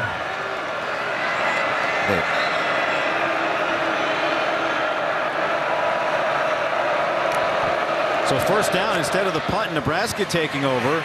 It's a swing pass out to Desmond Hudson, and that's going backwards, -2. Let's go down to Rhett. Rhett?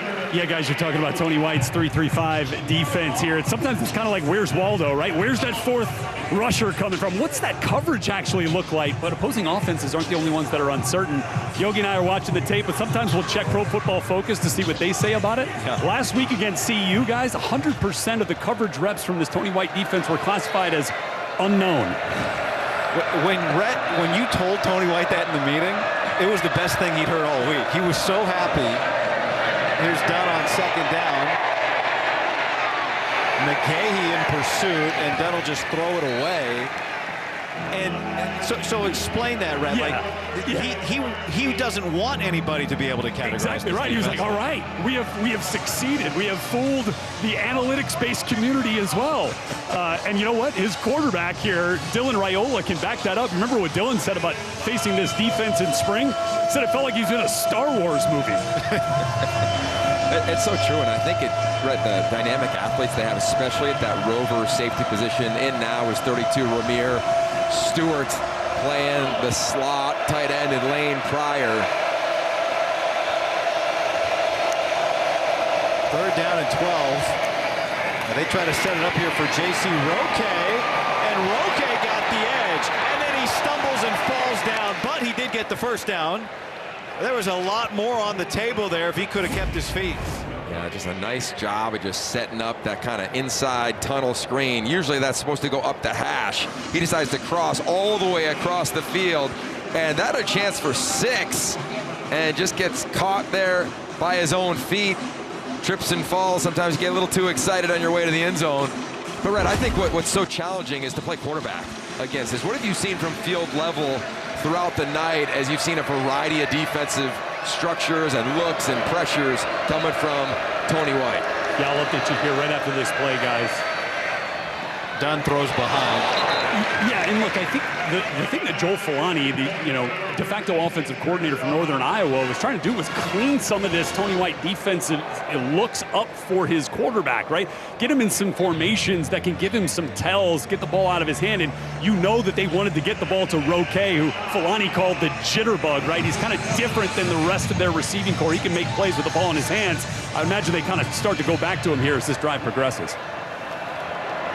So 2nd down and 10.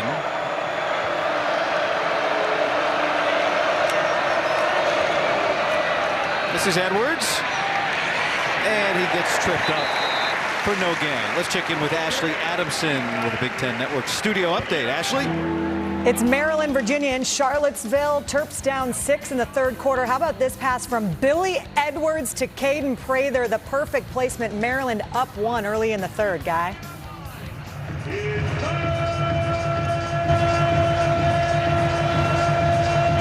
good one there. Nebraska trying to keep Northern Iowa to 3. It's a 3rd down and 10 here in Lincoln.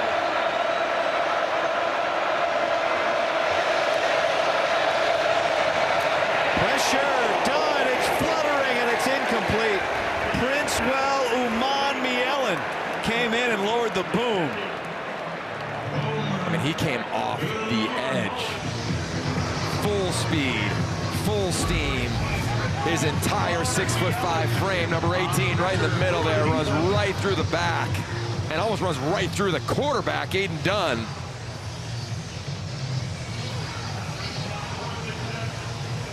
Remember, every play is reviewed. If you're watching and saying, hey, where was potential targeting on that play? You could see at home, might be thinking that.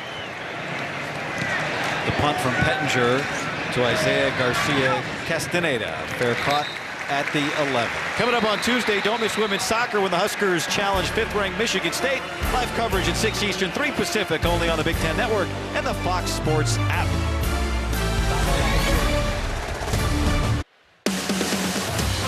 Football on the Big Ten Network is brought to you by the new DQ Fall Blizzard Treat Menu. Happy, tastes good. And by Auto Owners Insurance. Simple, human sense. You are riding a drone through the gorgeous new Osborne Legacy Complex, 315,000 square feet, $165 million, unveiled on September 4th. We went through this thing. It's even better in person. Oh, man. It's about a 6-minute video online. Go find it, okay? Just find it, and you'll say, wow, this is as good as it gets in America. Dylan Raiola, deep shot. It is Lloyd, and it is intercepted. The first turnover for Raiola this year. Fletcher Marshall wrestled all the way down with Jalen Lloyd, and he held on.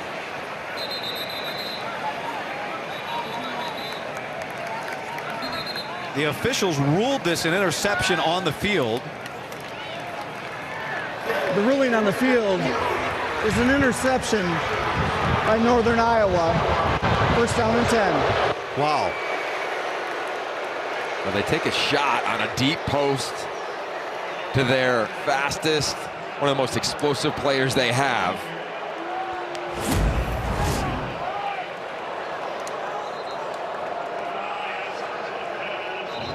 And Lloyd looks like he had it, and then at the end, Marshall just rips it away from him. Oh, watch, you're right. It looks like Lloyd, he doesn't high point the ball. He lets it get to his body. Looks like he has it, and then it's just ripped away. First interception for Raiola this season. And the first turnover today for Nebraska, just their 2nd of the year. Yeah, they're going to take a look at this one.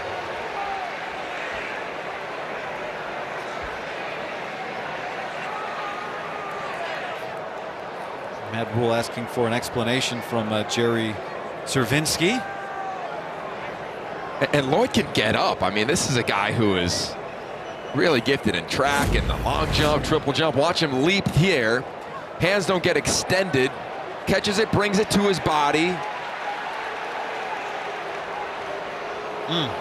Simultaneous.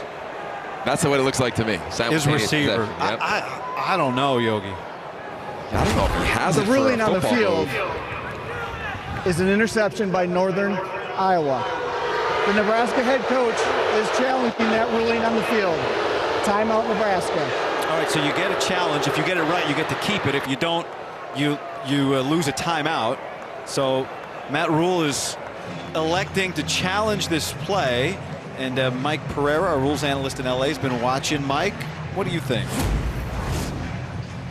I'm almost as confused as you guys are on this. These are, I really haven't seen a true simultaneous catch. You have to look at number one possession, and then in order to have a simultaneous catch in college, you have to come down on the ground at the same time when you're looking at feet.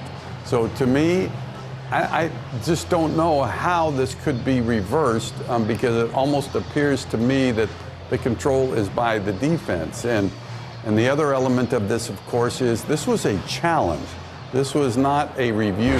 Yet it is ruled a change After of further possession. review, the ruling on the field is confirmed. Nebraska is charged with a timeout and their challenge of the ball game. Interesting. So, Mike, do we still have Mike? You know, he pointed out that it was a change of possession. And I think the big point to me is that, like, the receiver doesn't come down to the ground with the ball, right? They don't come down at the same time. If they do, and he's got the ball, okay, I see the argument for Nebraska. Okay. So I like the call where they went. Yeah, the other part of it, we'll talk about it right after this. Since it was a change of possession, really it was already reviewed by replay. So they had already looked at it and already confirmed that it was an interception. So the fact that there was a challenge, it was kind of an useless challenge because they had already made the decision. Well, that's a great point. Thank you, Mike. Appreciate the expertise. So I'm with you. Like, you know, there's not much to debate here, but given all of that, once Mike weighs in, I think it's probably ends the argument. Close case. Yeah, there you go. So 2nd down and 5 after the Pesek-Hickson 5-yard carry. Done, and that is broken up. And then a big hit delivered and a flag comes in, and we may be going back to the review. Yeah, this is tough because the ball is tipped, right? Lane Pryor was the man down. Sorry, Yogi, go ahead. Yeah, so it's going to be on the hit, right? I'd imagine we're looking at that here unless they saw some sort of hold.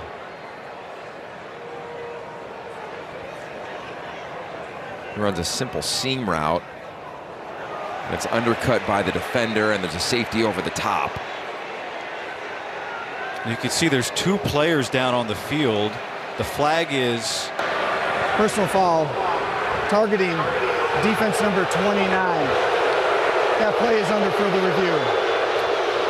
So Mario Buford delivered the hit that's being reviewed. Now you can see on the left of your screen, Aiden Dunn is being helped off, and it's good to see Lane Pryor walking off as well. We'll be right back.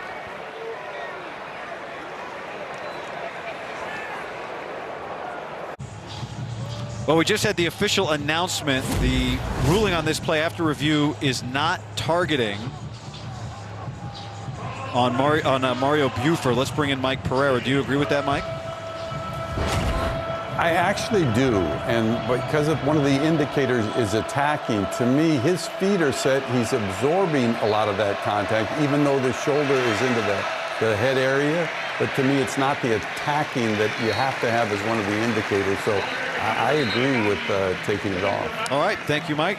And meanwhile, the 2 players were injured on that play. Lane Pryor walked off. Aiden Dunn, the starting quarterback, needed help to be carried off the field. So Matthew Schackelman, the backup quarterback, their number 3, he just made his 2nd career appearance on that play, Yogi. Yeah, a lot went on in that previous play. I'd agree with Mike on that. No attacking as the indicator, and the ball's tipped. It's such a challenge when you're a DB. And then to see Dunn get carried off was really nothing positive for this team. Nope. Isaiah Garcia Castaneda, he's played a really tough game today. Coming up on Wednesday, perennial powers square off when Nebraska hosts Stanford in a marquee top 5 showdown. Women's volleyball Wednesday, 8 Eastern, 5 Pacific, only on the Big Ten Network and the Fox Sports app. That is a massive matchup. The last 9 years, Nebraska and/or Stanford have been in the national title game 8 times. And we went last night to the Devaney Center, Yogi, and you had yourself a heck of a time. That was a great time. That vibe, that energy. Not as many people, but the similar vibe as we're seeing here in Memorial Stadium. It was awesome. They had 90,000 plus here last year in this building. Heinrich Harburg is coming to the game at quarterback for Dylan Raiola. Harburg has played, I don't know what position you define that Harburg played earlier, but now he's in at quarterback. He was playing a little everything earlier. He's such a dynamic athlete, and I loved when we talked to Marcus Satterfield, the offensive coordinator, about him. We asked him, hey, do you have a package with Dylan Raiola? He goes, no, we don't have a package, because sometimes when you have a package, you don't get to it in a game, because he's just part of the offense, and we want to utilize his athleticism as a quarterback. Of course, here we are as the backup. We've seen him at running back. We've seen him at tight end. We've seen him line up at wide receiver. I mean, that is going to force Illinois and every defense that now has to face this offense to prepare all season long. Harburg started 8 games last year. There's Emmett Johnson. He's going to make it 3rd down and manageable. Rhett? I've seen the end of Dylan Raiola for this evening, and look, I think interception notwithstanding here, he's had a fantastic night. So I was talking to his dad, Dominic Raiola, earlier this week. I was like, did you know, like, when did you know Dylan was going to be great, was going to be capable of what we're seeing right now? And I'll give you that answer right after this play here at Harburg. 3rd down and 4. I'm looking forward to this answer. When did he know? Harburg. And he throws complete, and that's a 1st down for Carter Nelson. All right, the answer to the trivia question: when did Dominic Raiola know his son was going to be this good? Did we get the suspense enough for you there? Okay, yeah. So it wasn't on the field at any point. It was when he was a year old, and he was sitting next to his dad, and he wanted to watch 7 innings of Justin Verlander pitch for the Detroit Tigers in the playoffs. It was when he was 2 years old, and they took him to a Stanley Cup playoff game with the Detroit Red Wings, and he would not leave his seat. And as a 2-year-old, not even to go to the bathroom, you can imagine what that was like.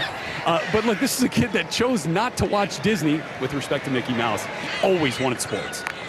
Wow.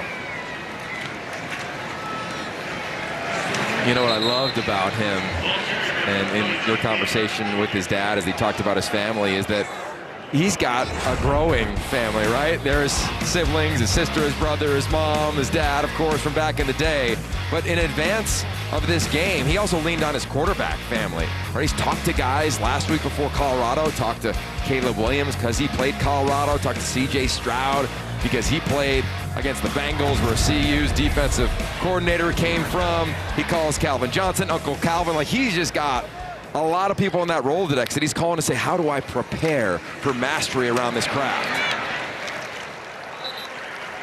He's been around some great ones, right? Contemporaries. You think about the class of really good quarterbacks that he's been a part of growing up, Yogi, and you've been a part of it. You're part of Elite 11, right? You've been a part of it for a long time. And he was part of the class in 2023. And what's amazing, you look to see him at the very top right of your screen in the back row. Right in front of him, that's Julian Sayin, who is, of course, is at Ohio State. There's so many talented players that have come through the Elite. Even Danny Kalin, who is in the front row, far left, who is currently in the quarterback room right now in the same class as Dylan Raiola. And it's really fun, guy, to get around those players like him at that age. You get to tap into them, you get to learn about them before becoming the star that he is right now. So we'll be back last 5:43 here at the ballgame.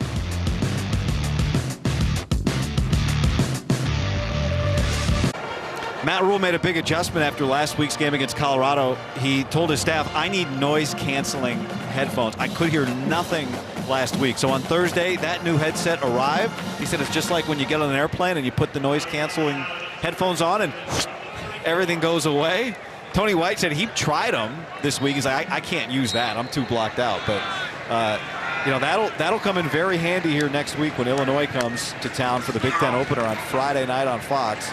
Here's Harburg with a completion and a 1st down to Emmett Johnson out in the northern Iowa territory. And look, next week, this is year 2. We know what happens in year 2 under Matt Rule. It's time to take a jump. Big Ten play begins. This is what he's preparing his team for. It was such a cool moment to sit and talk with him on Friday. And he said, you know, back when I was at Temple, his son Bryant was born premature, and he spent a lot of time in the hospital. He did 16 days with his son and his wife Julie, and he didn't know if they were going to how they were going to do. It was very touch and go. He said, so I read a book, and that book is Win Forever by Pete Carroll, and it changed my life. And he didn't realize when he said it that he was sitting across the table from you, Yogi Roth, who co-wrote that book with Pete Carroll. I know it's not about you, Yogi, but that had to feel pretty crazy. That was, I think, a moment in all the production meetings we're in where I'm always going to remember that. Here's Johnson again. Johnson bounces it outside. Johnson turns on the speed. Touchdown, Nebraska.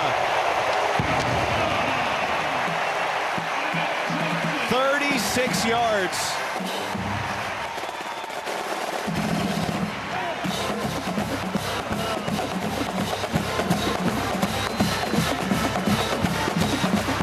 An example of a guy who earned more playing time last week, making the most of it tonight. And that's the biggest difference between year 2 at Temple and at Baylor and year 2 here at Nebraska. They've got competitive depth where guys know they have to earn their PT. Emmett Johnson earned that this week in practice, found his way into the end zone. And the point after is good. I'll tell you what, you referenced Pete Carroll in that era. It was all about competition, competitive moments, earning your time on the field. Emmett Johnson, he's had a lot of elite competitive moments. I think you can remember this one as this crowd is back on their feet.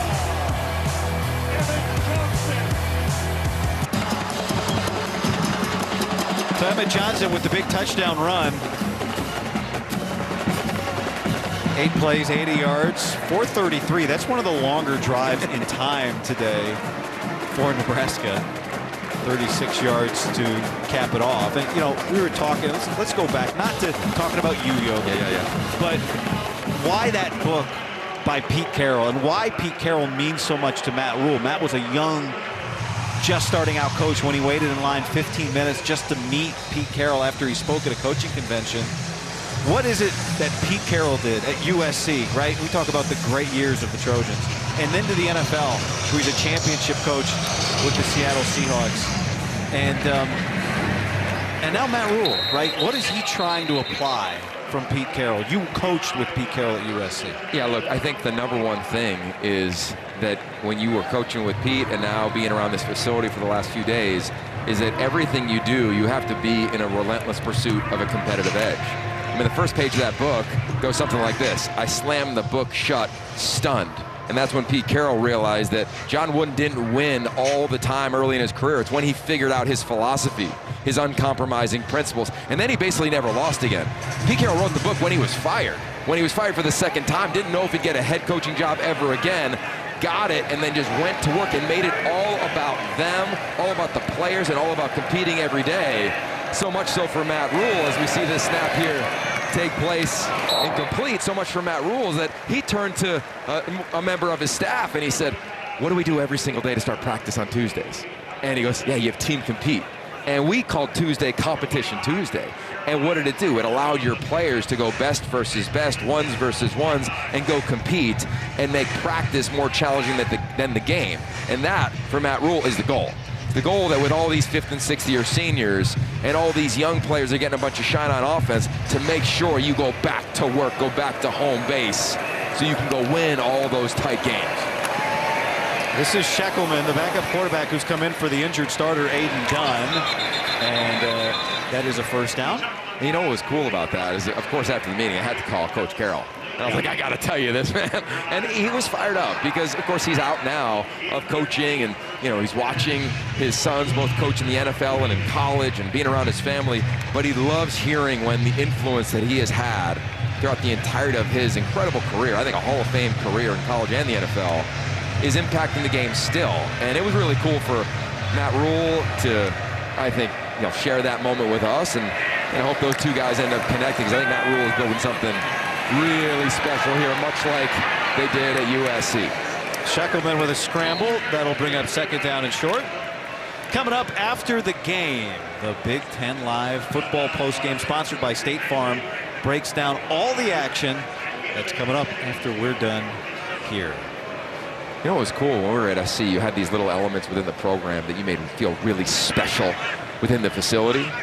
Matt Rule has done that everywhere he's been around the single digits. And I just think it's been fascinating to watch the players vote on who gets to rock a single digit. Not, hey, I'm a big recruit, give me a single digit in recruiting. Sheckelman throws complete. Second catch for Derek Anderson. So you've got the black shirts. That's the old tried and true Nebraska tradition. And you've got the single digits. That means so much in a Matt Rule program, Brett.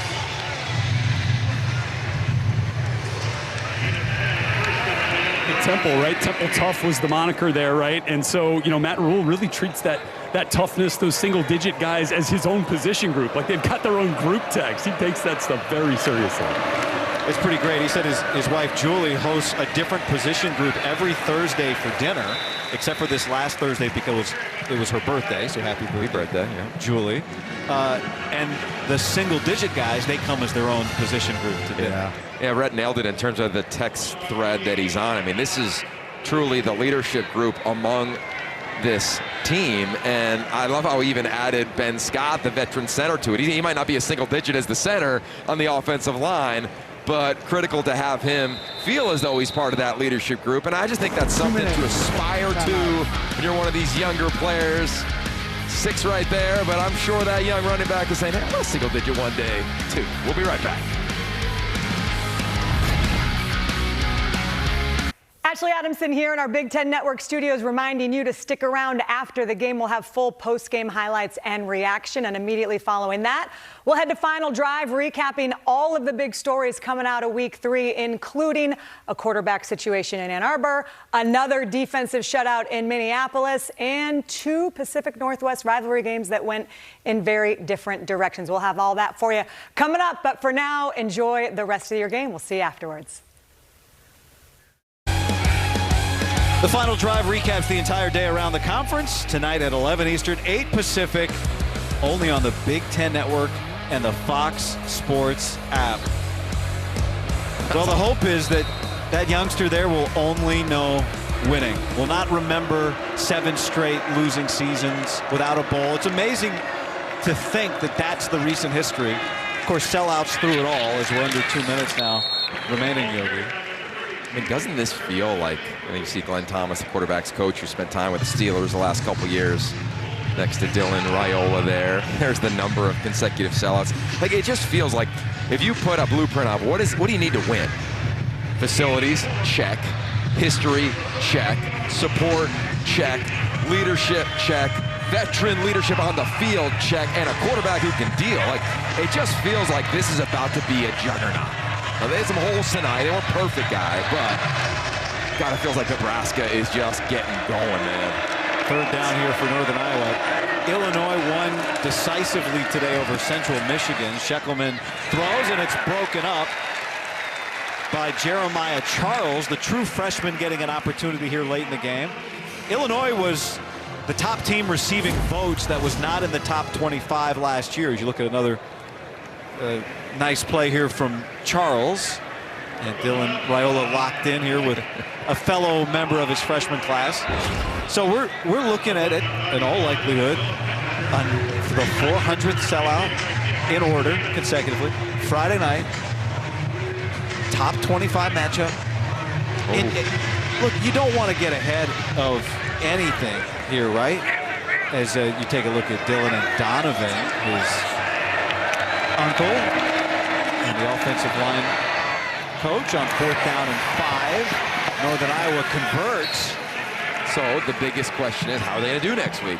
To me, the sign of a veteran team, as we see a flag down on the field, is can you handle the emotions of a season? Personal foul, face mask, defense number 14. 15-yard penalty added to the end of the run.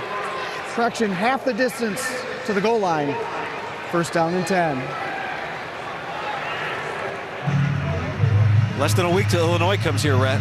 Yeah, exactly. And guys, I think the coaching staff and this team kind of excited at Northern Iowa coming in this week because they provided some functional prep for Illinois next week, because these big backs for Northern Iowa, this physical front, kind of represents what they'll see next week with Illinois.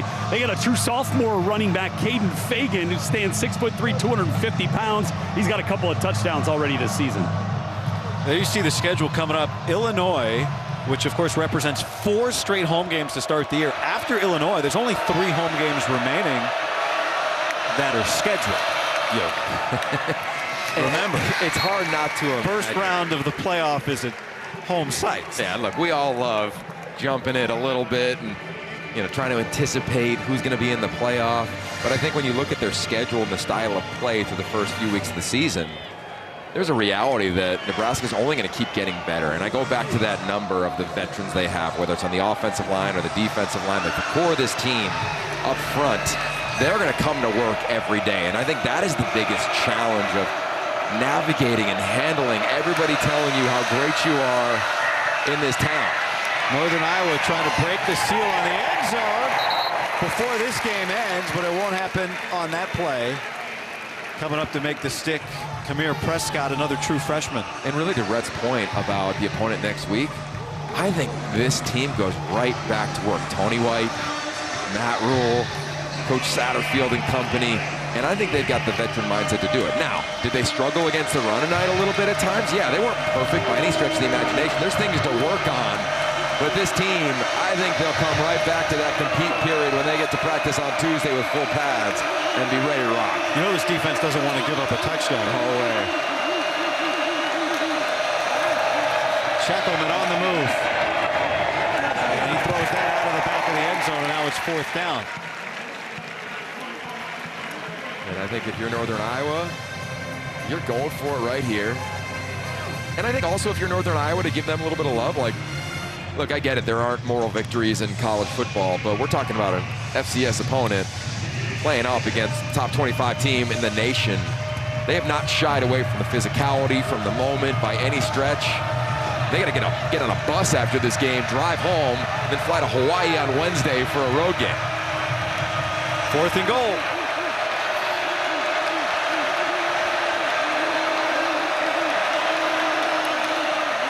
They hand it off. Morency, he needs to get to the end zone, and he gets pulled down shy. And Nebraska keeps the Panthers out of the end zone tonight. Second impressive play from Mario Buford, who's been flying around. And this defense did not want to give up any points. Nice job trying to find the corner, but an even better job at the safety position. Just making a play, getting off the block, and the freshman Buford is fired up for his fellow freshmen. They know it's a complete team game. That was a nice stop. So here's what we got. We've got a Heisman candidate quarterback. Oh. I don't know how you debate it at this point. He's been fantastic. Okay. You got a top 10 defense. You've got a proven winning head coach. You don't agree with it. You're making a I just think it's so early on the Heisman thing. That's fine. But yeah, he's a special talent. I'll give you that. You don't have to vote for him, Yogi. It's the most complicated position at the most developmental position and a position that gets the most scrutiny. And what I love about Dylan Raiola is that he does a nice job of blocking out a lot of that chatter. And why? Because of the community he has around him, starting in the facility with his head coach, who is hand in hand with his freshman quarterback, his family, of course, constantly being around him, being a support group. And if he can continue to play free, if they can run the football, everything this team dreams That's the end about of the ball game. is in front of them this season. And the more they can play here, the better. Nebraska is 3-0 for the first time since 2016. Let that sink in. 399 straight sellouts, on the verge of 400 with Timmy B next week. Defense, run game, travel. Tony White in this defense, it is impressive. That's why I'm a believer guy in this team, is their front seven and their defensive scheme. Brett Lewis on the field with Matt Rule. Brett. All right, Coach, you said this week you'd learn a lot about your team with the way they played this week against Northern Iowa. What's that report card read like? Well, it wasn't the prettiest of all things, but, we've lost a lot of